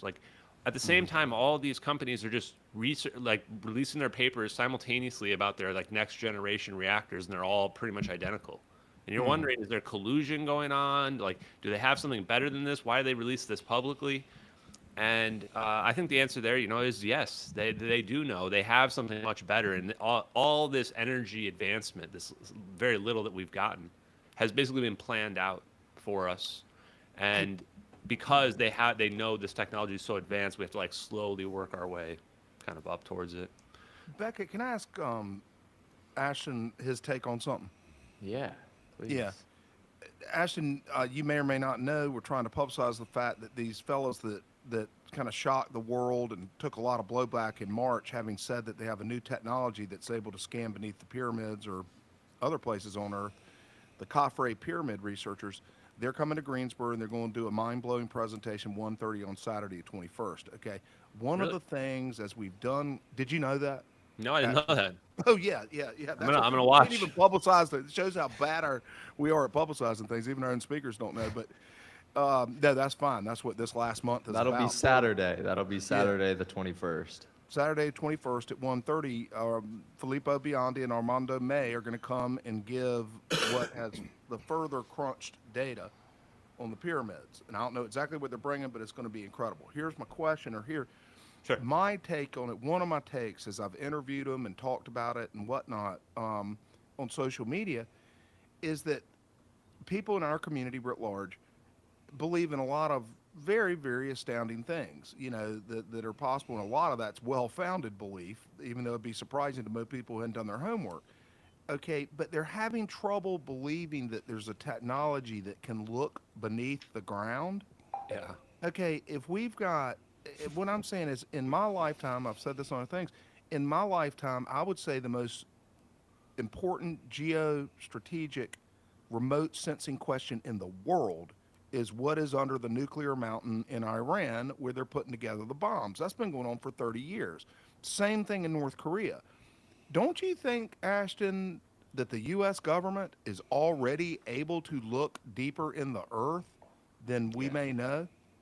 So, let's start with, do I think that there's a mega structure under the pyramid? I don't know. I didn't really look too much into it, but it's a giant pyramid, and I think there's something else going on there. Like, I think a lot of you guys think probably it's more like a power plant than it is likely to be a tomb or some other thing. So could there be something there? Would I be surprised? No, I wouldn't be surprised. To the question of is there technology that can look under the earth further than is conventionally understood? Yes, absolutely. I have no doubt whatsoever. There'd have to be thousands of people working on that. They'd have to put billions of dollars into trying to peer into Iran's underground nuclear facilities. I mean, either they failed or we spent billions of dollars. They might have failed. So the way it's possible is the same way where teleportation is possible, same where everything I'm talking about is possible, is that space-time is not empty. Space-time is a medium itself. So how is it possible that quantum tunneling works? Quantum tunneling, we take a semiconductor, and then we have a wall, an insulator, and then we have another semiconductor. Conventional physics would say there's not enough kinetic energy for the electrons to jump through this wall, to make it through the wall. Yeah. But quantum tunneling still occurs. Why? How? How can that be physically possible? The answer, because if you think about it like you're twisting a wire, and you hit that wall, well, yes, a lot of the twist might stop, but some of that twist is going to penetrate through the medium. It's penetrating through the medium. So if you can do that, just theoretically, and that's what quantum tunneling proves, then you should be able to create a quantum sensor that can just sense like distortions in the mass of Earth, and in theory use this to detect cavities in the Earth. And so, to your point, when you're trying to find something buried underground, that's what you're trying to find. You're trying to find like different density between rock and something else that might be structured underneath there. So, do I think they can do that? Absolutely. And I think they've had those kind of quantum sensing technologies for probably a long time. And now I think they probably have them in satellites where like the whole Earth is like they know where everything is. You can't hide in a building. Yeah. And to be clear, I'm not saying that Filippo is exploiting those kinds of technologies. I'm saying that's not beyond the ken of man to do such a thing. That if we believe they're anti-gravity machines and UFOs and time travel and all that stuff, by God, it's not impossible to look underneath the ground. And Filippo may have found a different path than the U.S. government. Surely did, but the tools are out there. He just put together tools and AI that managed to do this. So that's just, I just wanted to get your thought. And so what I was saying on that front too is, it's, and I'm not, I haven't looked at his methodology. Even if he's not, he doesn't have to be using quantum sensing to figure out that there's something underneath the pyramids too. It might just be a combination of, intelligence, talking to the right people, using good research, and using normal like SAR. I think they use a synthetic aperture radar. I think that's what they use for something, which is the similar idea, but it just can't penetrate a certain depth because the wavelengths fall off by, I think. Yeah, they have another data set. They mix it up with AI, and it got misunderstood right away. It was like, oh, they're saying SAR. I mean, obviously, why would they do a big announcement that we've used a technology everyone knows the limitations of, and now we've exceeded it? Just people missed kind of. For me, here's the big point on it, and this applies to my stuff or anyone else's stuff, is that when you're looking into these topics, I think the question is, why is it significant? Okay, you discovered this thing, you're making this big claim, but why is this significant? Why should this be important? When it comes to the pyramid, it's like, oh, well, this might be a power plant. Well, that's important because it really gives a completely different perspective on what ancient civilization might have been capable of. From the perspective of the MH370 videos, why are those videos important? Well, we might have teleportation and free energy technology. Some pretty big important reasons. That's just a couple. And then Now, the problem I struggle with the thing, okay, well, why is there this thing buried underneath the pyramid? And are we saying that that is a natural structure or an artificial structure? If so, is it related to the use of the pyramid? Well, Is we just it don't know related yet. to the That's why you yeah. got to come to Greensboro to find out more information. The only thing Exactly, everybody there we agreed go. on is they I wanted just to hear saw- more information. You know, I set you up, lobbed you that one. The way I look at it, and I'll shut up, is that we should welcome our community, should welcome people who want to help out. Maybe they're wrong, but unless you just think they're frauds, you should welcome Filippo. Maybe he's misinterpreted something, but he's got a new tool, and we don't have any tools at our disposal. And anybody that claims to bring a new tool to bear on these issues should be welcomed provisionally as someone who may eventually be a significant contributor. And if in the meantime it turns out that he's thrown away a 30-year career so he could get in the New York Post, okay, we'll toss him overboard, But in the meantime, everybody should be treated with respect. And I didn't find a whole lot, but I'll Yeah, it's well said. I mean, we're coming together to help understand humanity, our history, and raise human consciousness as a whole. That's the purpose of this. Everybody comes with a different pursuit and a different endeavor, but we're not here to just fight over nothing. It's not about being right. It's about exploring the truth, trying to figure out something that helps us take steps forward. So what do you think about all this, Randall? What do you think about the Coffray project? You did a video talking about the initial scans that came out, and I mean, probably everybody on this live stream has seen it. You said some interesting stuff. What questions do you have that are still open that you're open to have answered? Well, I think as I made clear in the conversation that I had with George and with Felipe and Armando, is that the one thing I immediately assumed plausible was that they were detecting underground cavities, and I pointed out that the Giza Plateau is primarily limestone, and I also have showed that there have been tremendously different hydraulic regimes in the past that could have been responsible for creating a lot of subterranean erosion, karst formations, cavities, caves, and so on. I mean, it's well known, that wherever you have a limestone terrain, you add water to the mix, you're going to get erosion of a variety of kinds. Like north of where I live, and probably down there where you're at too, in the Yucatan, it's mostly limestone. And the cenotes are huge. Some of them are huge labyrinthine cavity structures that are beneath the surface. Likewise, Tennessee, Kentucky, a lot of limestone. You have Mammoth Cave. So I have, realized years ago, that there were enormous amounts of water. You go back to even the early Holocene optimum, you had a lush Sahara with heavy rainfall, large lakes, huge lakes, where it is now desert.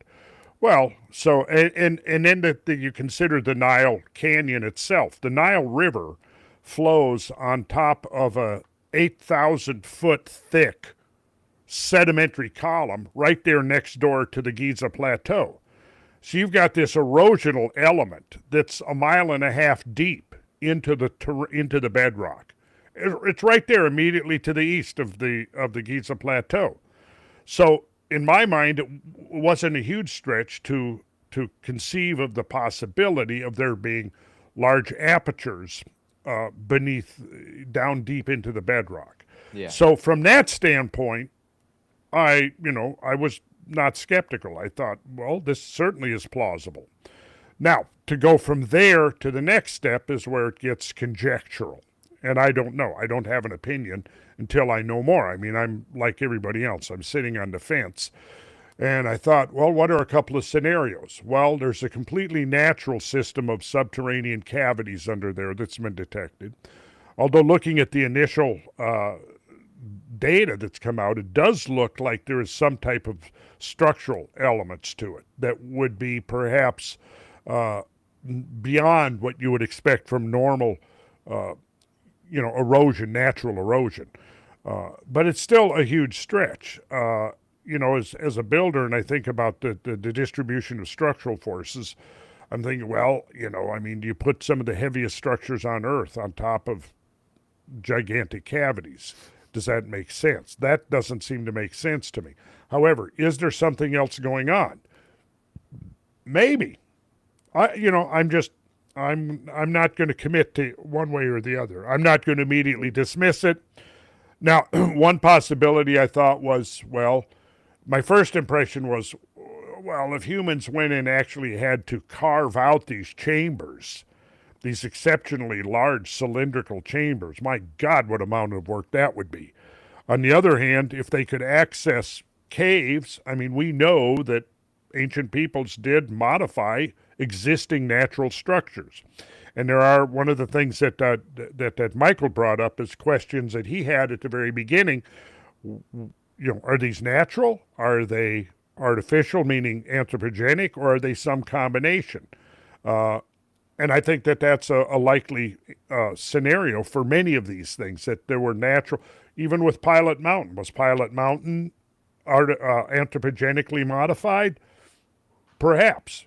The Great Sphinx was probably originally a Yardang that was then anthropogenically modified and sculpted into the. So if you could gain access to subterranean cavities and then went in there and subsequently modified them, but again, I don't know. That's just pure speculation on my We're part. going to know more, and we'll Yeah. be speculating less come June 23rd. No more, Exactly. speculate less. Okay. Question: do you guys know about Lemuria? Have you ever heard of that? Oh yeah. Oh, well, can you tell me anything cool about it? Well, I kind Like of Atlantis. I would go with Graham Hancock's version of that, is that it's, the area of down there in Indochina, the area that we now know is under, very much like Beringia. Beringia is a true submerged land, thousands of square miles that were part of the coastal plain that connected Alaska to eastern Siberia, and it's underwater. Well, so is the area in Indonesia. Large areas, thousands of square miles of Indonesia is now submerged. And it's likely, not at all unlikely, that area could have or was inhabited during glacial times. And that hypothesis will be addressed directly by Dr. Danny Hillman of Gadang Badang, the archaeologist featured in Ancient Apocalypse, who's coming from Indonesia, and he is going to be addressing directly the submergence of Sundaland. So, yeah, Sundaland. So there could actually be like a large landmass in the Indian Ocean that sank or something like that, pretty much. Well, certainly, when you say sank, that brings to my mind subsidence. Okay, subsidence. But here's the thing, Ashton. You can certainly have the combination, because rising sea level creates weight that can cause vertical tectonism, and that could cause subsidence, and that's what I'm going to be discussing more with Michael about, is the role of vertical tectonism at the end of the last ice age. But it certainly could have played a role in Indonesia, and that subsidence, of course, could be also a trigger for accelerated volcanism. We do know now that during this transition period of about 3,000 years, there was some extraordinary volcanic eruptions around the world, which I think the consensus is emerging that a lot of this volcanism may have been triggered by this inconceivable mass transfer of weight that occurred on to the geoid with the transfer of the glacial masses back into the ocean basins.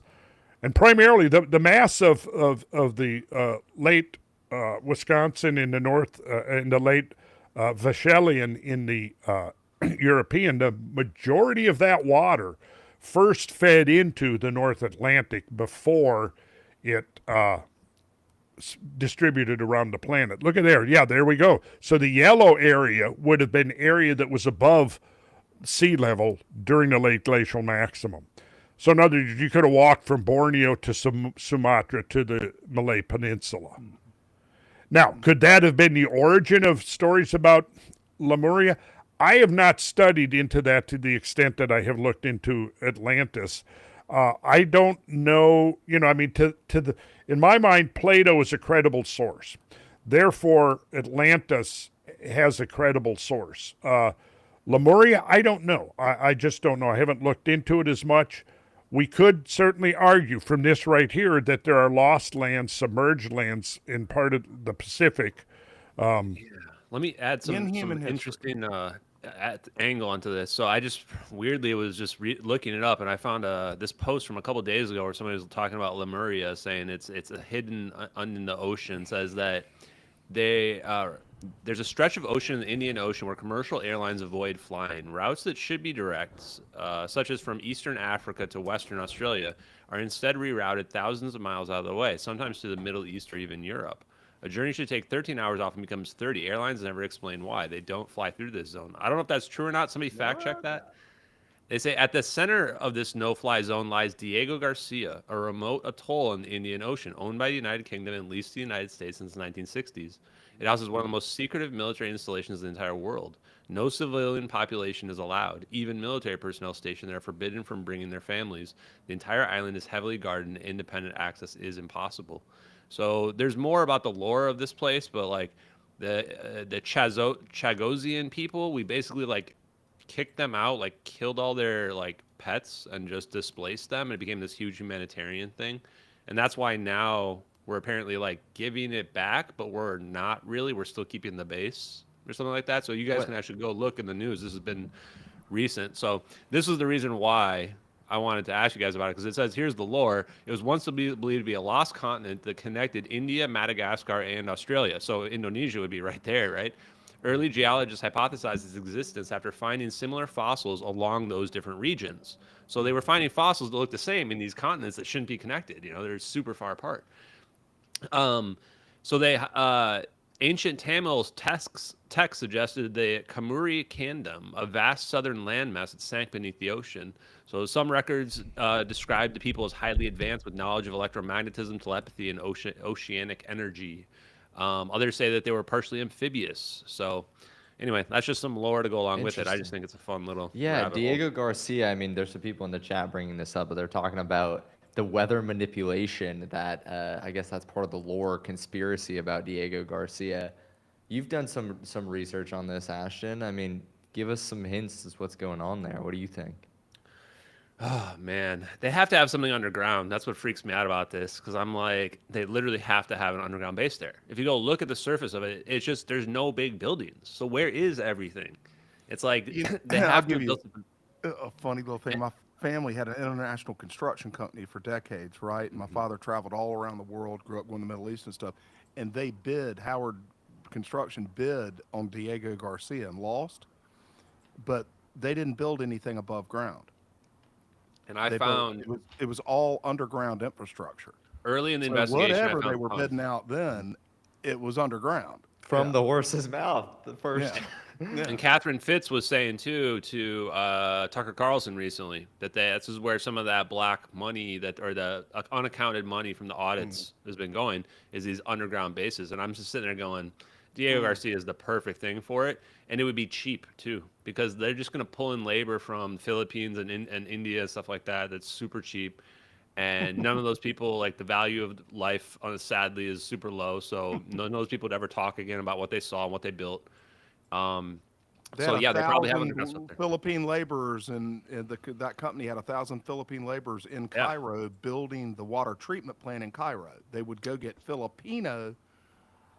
Still don't get it. Filipino Some of y'all- workers, move them yeah. to Cairo.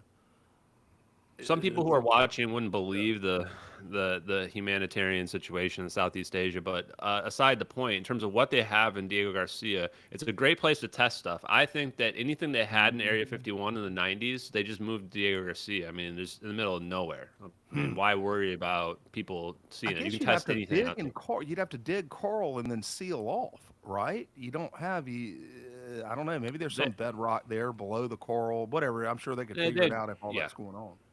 That's the big question, is what is under there? Is it just rock? Is there something else? But the other thing too is they definitely have a lot of telescope sensors. They have these special, I think it's some kind of electro-optical type sensor. It's in part of some kind of relay that they have that's worldwide.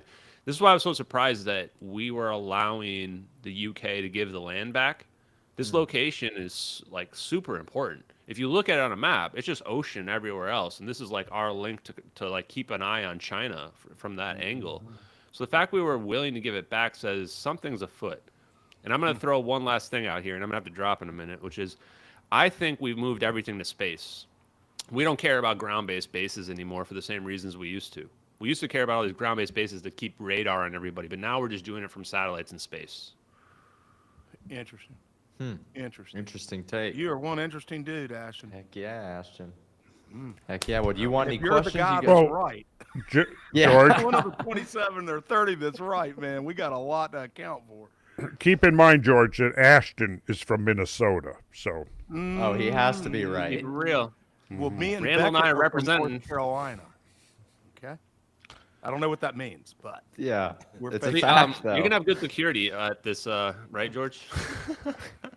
I don't know. You look under your car before you leave for work. don't Yeah, you? please. Don't endanger everybody else. I have one of Ashton. those mirror things, you know. You just look under your car. Just it's Yeah, do you? just a good Yeah, safety that's okay. We used to do precaution. that in the Senate. I've done some of that. We're staying in different hotels, right? Yeah, we put Yeah. Ashton in the mall across the Staying in street. different hotels, right? I'm gonna switch I hotel remember rooms. Malcolm Bendall wanted a room high enough that you couldn't get a shot in, that you'd have to point too far up, you know? Like the higher you are, the less likely you are to be able to Unless get- you're on Pilot Mountain. Yeah, that's right. That's right. Well, Ashton, thanks Well- so much, man. Thanks for jumping on Yeah, here. I'm looking forward to seeing you guys in a few weeks. all right, Ashton, man. Great day. And I'm Adios. joining you shortly. Oh, you're Yeah. still here. Yeah. what Whenever time do you, want me to sign on to your we can thing? you can join whenever you want. We can talk. I'm just gonna be doing science stuff tonight. What time do you start? 7 o'clock Central, 8 o'clock Eastern. So Okay, send me a link and I'll jump in. Here you bud. go. A little shout out for Ashton here. He's going on live on X and YouTube here in a couple hours. yeah, cool. Thanks, guys. Bye. Awesome. See you, Ashton. Thank you. You know, it's so funny how, not funny, but it's peculiar how all of these things connect so naturally, right? We're talking about Atlantis, and then we're talking about the pyramids and the Giza Plateau, and then we're talking about, I guess, plasma technology to Diego Garcia to everything happening. Lemuria. To Lemuria, exactly. That's why I call it a constellation of subjects. It's like a bunch of little separate dots, but when you look at them at the same time, you're like, these things seem to fit, you know? What do you think they fit into, George? I know that's what we're trying to figure out, Becky. Oh, We're going to know a lot more June 21st. At least we know where Atlantis is. Atlantis, and then we'll know a lot more about the pyramids We're too. going to know a So- lot more about it. And then we got the vases coming up. We got the largest collection of pre-dynastic Egyptian vases outside of Saqqara since Amenhotep stuck them in the basement. Yeah, yeah. So we probably haven't talked about that much. Randall, you've seen the vases. You've been down to see Matt Bell in Florida, and you've seen a large amount of the vases. I mean, what do you make of these peculiar objects? We're gonna have 65 of them there, or something like that. Oosh, Becky. well, they are elegant, and obviously they're very precisionally crafted. I'm not an expert to conclusively rule out that they were not made by human hands, but it seems unlikely. You know, my first introduction to the vases was Ben Van Kerkwick, who will be at the summit, right? He's going to be there. All right. Is he going to be talking with Matt? Are they doing a co-presentation They're or? doing separate presentations. So Matt is going to be talking on Saturday morning. He's going to be on the main stage, and then Ben is going to be talking on Sunday afternoon around 3:30 there. So they have two separate presentations, but after Matt finishes his talk, he's going to go into a separate room and have a breakout session with a load of pre-dynastic vases, and people can talk with him, take pictures with them. I believe Ben will be in that room as well. People can ask him questions. So there'll be a community of experts on these objects. Okay. I'm also very much looking forward to the presentation by Dallas Abbott. Yeah, man. I've been following her work for decades now. Mega tsunamis. Yeah, Kind of matches up with Michael a little. There you go again. Yeah, Big waves. and big that's waves. something This you know, is trying to get a comprehensive model of, you know, catastrophism. I've been last few years really looking at evidence for enormous tsunamis, and there are I some. love the subject, man. And, Yeah. and Dallas, you know, she is a PhD from Columbia University at the Lamont Doherty Earth Observatory Laboratory or whatever. It's one of the #1 geology labs in the world. You know, Yeah. Columbia. I mean, this is not, there ain't nothing woo going on here. No, There were it's, some big waves in the old days. oh yeah, I mean her work on Madagascar waves shows that Wow. that looks like one of the tsunamis that made landfall on southern Madagascar was minimum of 600 foot. Yeah, it's chilling. Yeah. And it's obvious as hell when you look. I mean, it's a great subject. Thanks for bringing it up. Dallas is terrific, man. Yeah. Yeah. Okay, guys. You know, it reminds me a little bit of sorry, no, I just reminded myself. I'd seen an interview one time, and it was with an anthropologist who has since passed away, a Belgian lady, and the talk was very fascinating. It was one of those TED Talks, and her whole study throughout her career had been to try to find to understand the origins of humans' connection with water. And her argument was that our very physiology is a result of our relationship with water. And that's one of the biggest differences between other primates and ourselves is that we live, 95% of us live next to a body of water, whether that's the ocean front or rivers or lakes. And her arguments were fascinating. Everything from our lack of hair, in some of us, and the fact that we walk straight up. Because one of her arguments was that primates only stand upright when they're carrying their young or when they're wading waist deep through water. And all of these bring us back to this realization that we are close to water. And if there's ever a serious inbound catastrophe like a tsunami, we're screwed. Yeah. Over and over and over again, this has been happening. Well, and then you bear in mind that if we just look at the rise of modern civilization, where did the first great cities emerge? They emerged in river valleys and coastlines, and we can now demonstrate that. Well, hey, I mean, so if you're going back to lake glacial maximum, every coastline in the world is at least 400 feet underwater. And almost every river valley that I've investigated is consistent with there being enormously augmented discharges during this transition phase. So anything, what I was looking at out there following the Snake last week, you see the modern Snake River is a small little ribbon, but it flows in a gigantic channel that carried discharges that were at least 700 times greater than the modern Snake. My early epiphany of all of this, way back when I was a dumb teenager in 1969, was seeing the modern Minnesota River flowing in a gigantic cavernous valley that just seemed so outsized compared to the modern river. Only later, probably 2 decades later, did I learn that there was now an accepted explanation for that, and it was the southern outlet of glacial Lake Agassiz. And that discharge point, interestingly, I brought Graham Hancock to that discharge point. If you look on a map of the United States and look at Minnesota, where it abuts North and South Dakota, you'll see this bump right there that even as a kid, I remember looking at maps and going, well, why is that? Why is there a bump there? Wouldn't it be easier just to make a straight line? Well, it turns out that bump is precisely the southern outlet of this gigantic glacial meltwater lake. And it flowed out and it carved the valley that is a tributary. Yeah, there it is right there. That created a tributary to the Mississippi River. And you can actually see, look, zoom in there. Is that you, Beckett? It's me, yeah. Okay, now pan down a little bit and you'll see there it is. You can see the valley. You see Montevideo.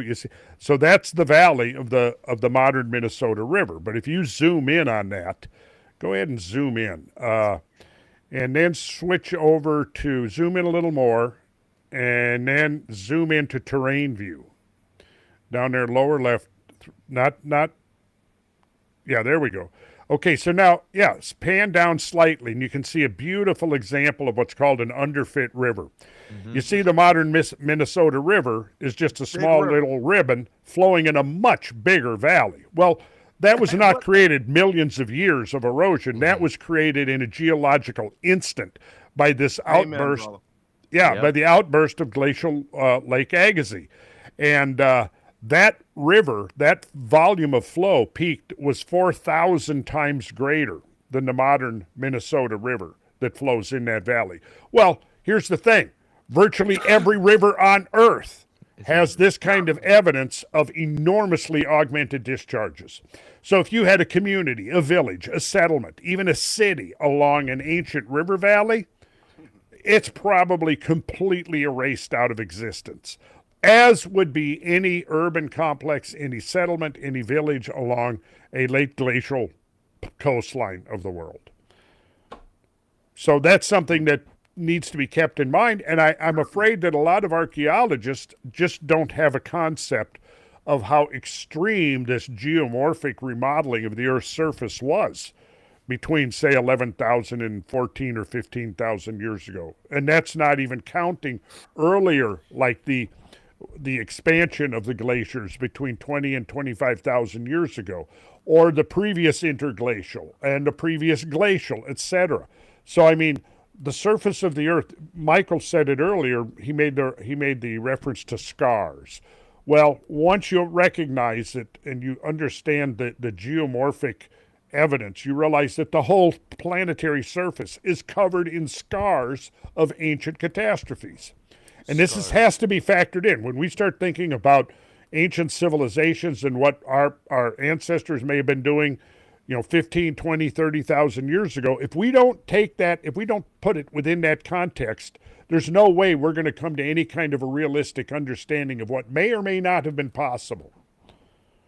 And you said it Yeah, man, earlier. You talked absolutely, about absolutely. different There's- scars. You talked about Okay, mega yeah. tsunamis. You talked about a whole lot of other geological and geographical features that we should be looking out for. What were you saying, Michael? Well, it's like everything Randall says is so connected with what we're finding here. One such example is there's a sedimentary layer that has been deposited since the last ice age along this coastline of a very rich orange soil.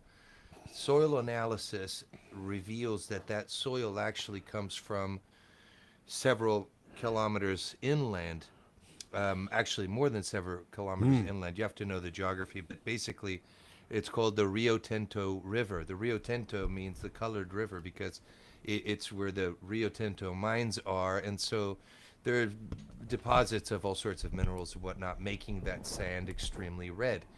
What it shows, that the fact that we have deposits, chaotic deposit, not stratified deposit. So something deposited this soil in a massive, sudden way.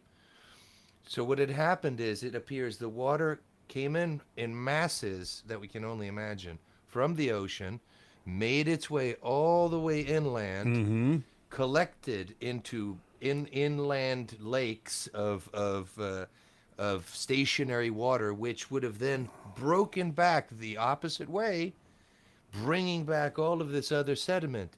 And the strange, the amazing element that we found is embedded in this orange soil are man-made structures.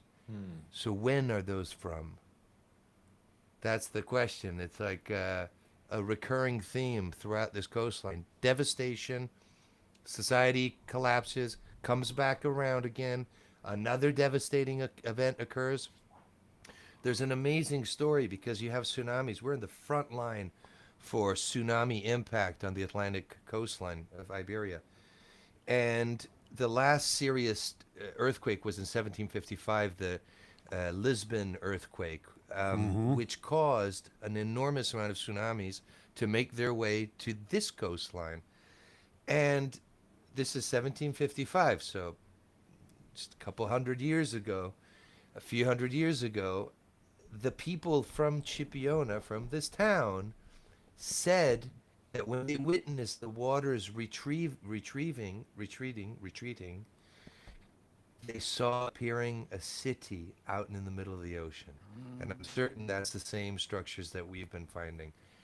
But it just goes to show it's a regularly occurring problem that we as a species need to face if we hope to. I don't think it's a survivable problem. It's a problem that seems to have caused us a reset every single time. Well, if there's any crowd that's going to ring the bells and sound the alarms to get us to do something to survive it, it's going to be this one. And hopefully it starts in June. Past is prologue. Well said. So we've been on for almost exactly 2 hours here.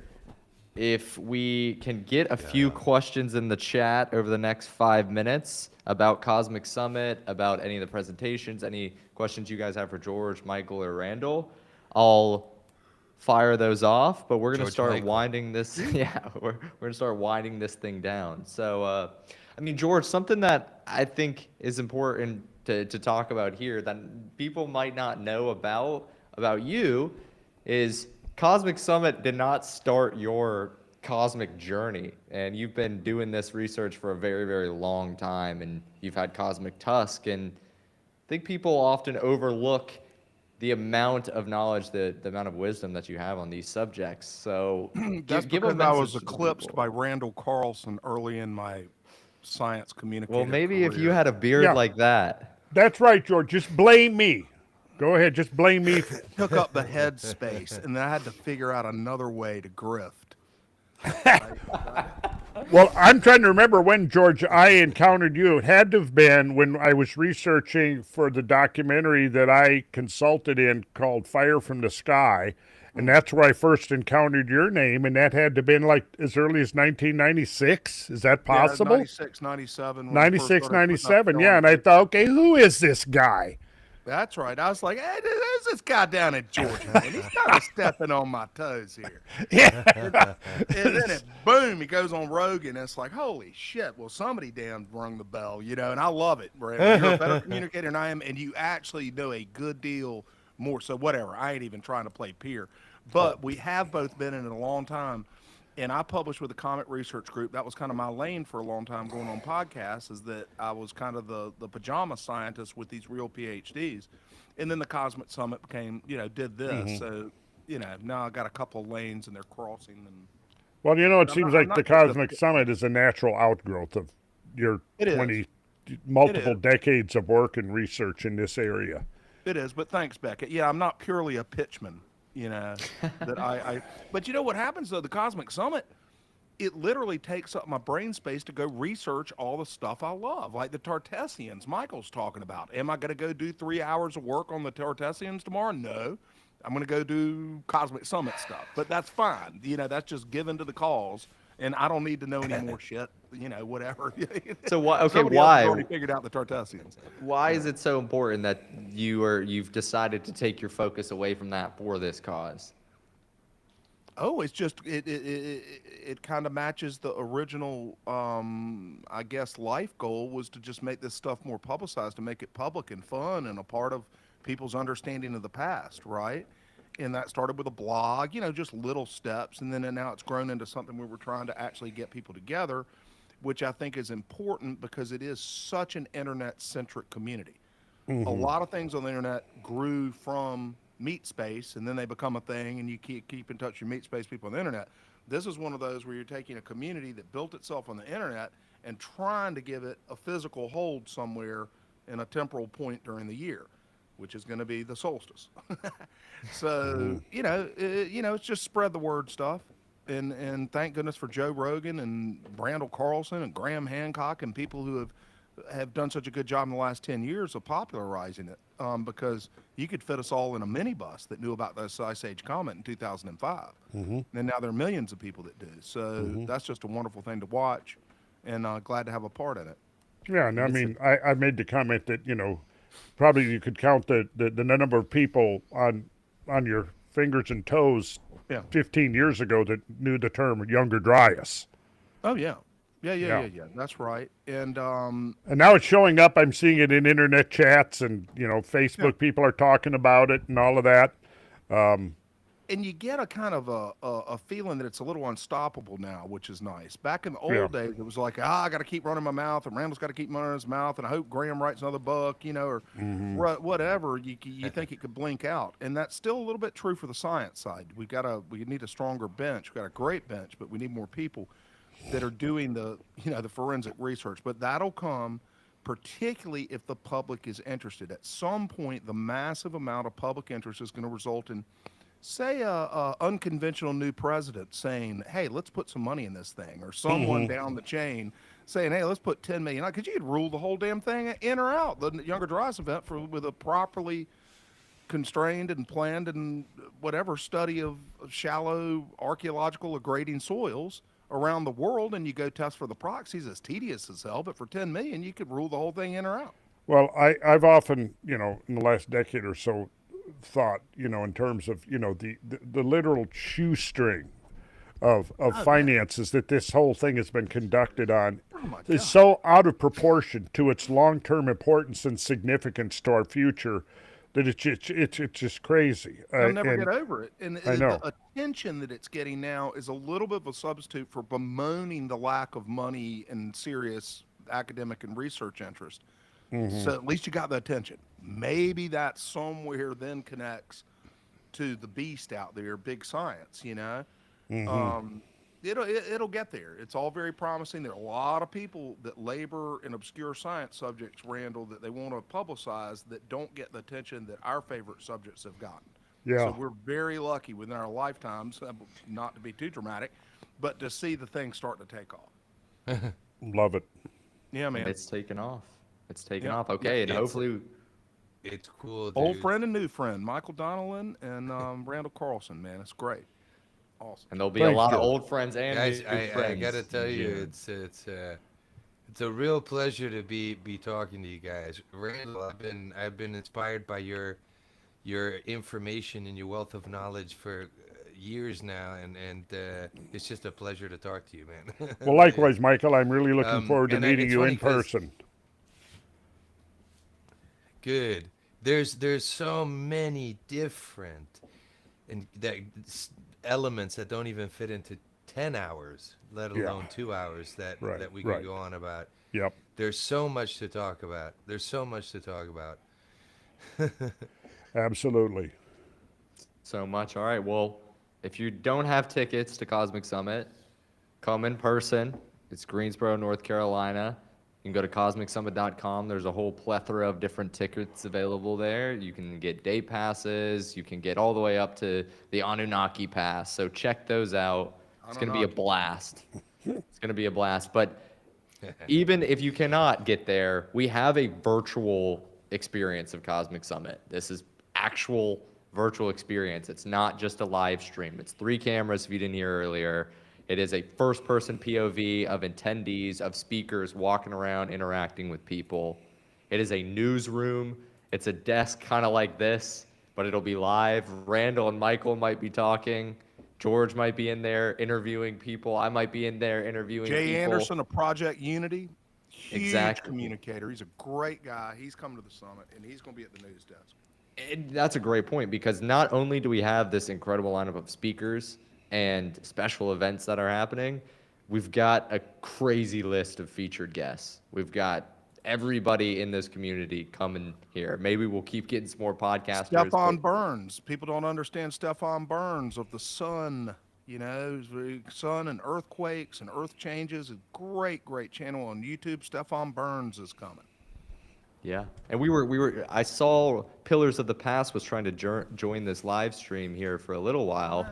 He's coming as well. He didn't get a chance to jump in, but Pillars of the Past, Raul from there. We got Gary Nerdrotic. Buechler of Nerdrotic's going to be hosting the Cosmic Summit Explorers Club panel that Raul's going to be on. That's going to be great. We've got a heck of a crowd, so get your tickets. Get the live stream ticket. It's $50 for all 3 days with the code 3CAMS. That's available till June 1st. If you miss that, $75. It jumps back up, so you're saving, half the cost of it is now if you use that code today. So join. Send any questions that you have to Randall. Send them to Cosmic Summit. You can look on all social medias, on Twitter, on Instagram, on Facebook. We're happy to answer any questions that you have, and we want to see you there. Come meet all these people. It's a hangout conference. And I understand that there will be some socializing, perhaps even a party. Well, we've got 10 cases of vodka left over from last year, so we're going to work through that for free. Okay? Oh my God. So you better like vodka. I and if think you it don't was like 9 vodka- cases. So, Is it 9 cases? Who drank the case? Who drank the damn case? I've had 2 bottles of that stuff over the last year, and I've got like I don't know. Well, how much is a case? That's a lot of booze, man. It's a lot of booze. Yeah. Plus, there'll be regular bars and all that kind of stuff. But we do have to get rid of 10 cases of very good free vodka. So, oh my And it's a God. blast. I mean, it's a yeah, then fun. we got the even if- Cosmopolitan. I Yeah, we will got help. Yeah, it'll help. No, it's a wet conference, sir. Okay. We can do it together. We will strive for. That's the right, next bro. great moment. Come have a glass of red wine with Filippo Biondi and find out what the fuck's beneath the pyramids, man. This is an easy buy. Come on. Yeah. Yeah. Okay. That's So so for everybody cool. who's still here, we got the last thing for you. If you have a ticket already, we're going to be doing an Anunnaki Pass giveaway for all people who already have a ticket. So you're going to be sent an email. It'll be on our social media on Monday of next week, where you'll be able to share a graphic and get entered into a giveaway. You can win an Anunnaki Pass.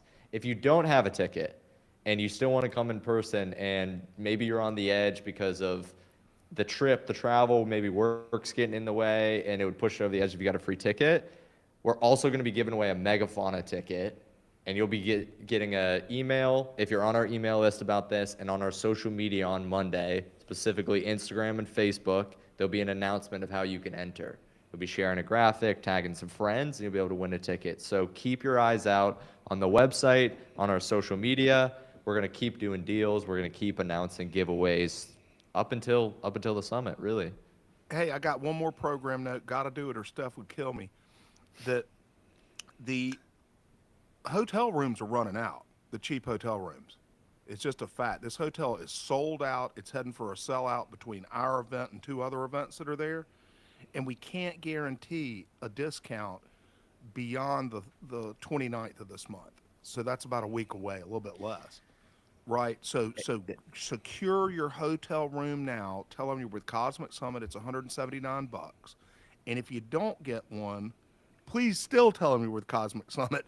Or, because it takes off of the number of hotel rooms I got to buy, which is 860. Okay. And, so pay attention to your hotel room, make your reservation, tell them you're with Cosmic Summit. It's $179. It's a luxury hotel. It's going to be a great experience. So we had a bunch of questions on our social media about the venue. Corey Convention Center is a part of the Four Seasons Sheraton, or whatever way you want to say that. The hotel is a part of where the event is. So you can go into the Sheraton and get your room. You'll never have to leave. You'll be able to walk around the corner. It's a huge hotel, and go into all the special events except for the Pilot Mountain. Then you got to go to it Pilot could rain Mountain. for 72 hours and you'd never know. Exactly. Yeah, that was one I was commenting recently at some of the conferences I've done lately in the last year, besides Cosmic Summit, where the accommodations and the venue are in 2 different locations. And I was commenting how much more convenient it was to have it all under one roof. Thank you. I thought that during business conventions throughout my career, if you get it under one roof, that's part of why we're doing this. The largest hotel in North Carolina is the largest conference center between DC and Atlanta. Large may turn people off, but and the owner, what's our friend's name? I forgot. Kelly Harrell. Kelly, yeah, I really liked Kelly. Oh, they were thrilled to meet you. Him and his wife, Kelly Corey Harrell, who owns the hotel. And they are super fans of this stuff. I'll just say it again. People may have heard me say it, but it's very weird. Out of all the people I know in North Carolina stuff, my number one friend that's the biggest into this stuff more than any other personal friend I have happens to own the largest hotel in the state. Wow. Yeah, and that's a blessing right there off the bat, because that makes the negotiating for the contract and all that. You're doing it with a dude that you've known for 40 years, not to mention his wife. One of the differences, again, that I've noticed is in other conferences, in other hotels, the owners and managers of the hotels, it's just another event. It's nothing special. They don't really care about the content. It's just, let's do some business. But I get a completely different feeling with Kelly, that hey, he's really into this, and Everybody from the doorman to the fry cook to the head of sales is fired up at the Sheraton for the Cosmic Summit, and they do a lot of hosting around that hotel. yeah, They think and it's really cool to have us. my feeling was, yeah, I really like giving our business to these Good, people. buddy. I do too. Yeah. It's got a good vibe to it. Thank It you. does. Good people, good place, and a hell of a crowd. All right, everyone, Thanks, get your Beckett. tickets. See you there. Thanks, Randall. Thanks, Michael. All right, good to talk to you, Michael. Look Thank towards you, Randall. meeting you Thank in you, person George. in Thank you, in about a month. Really All right. looking forward. I really, really look forward to it. Thank you, guys. And That man George, found Atlanta. like I said, if if your daughter's here with her friends, my wife and I'll be super happy to show her Cadiz. Thanks for reminding me, Michael. Absolutely. She'll be there in Cadiz next week. What a weird coincidence Yeah. that is. The week before the summit, and she will be So- at the summit. So we're going to steep her deeply Actually, in the subject. and right then when she's arriving begins the Feria of Sanlúcar, which is the big fair. They take it real That may seriously. be why here. the young Spanish ladies are like to going, party, buddy. so. Okay, we'll touch base. Oh on that. well, Thanks, buddy. they came at the right time. Okay. Okay. See y'all. Randall, can't wait to see you. Beckett, thank you. George. Ciao ragazzi. All right, guys. Grazie. I'll talk to you soon, Beckett, over the weekend. Talk to you all soon. Tune in This- to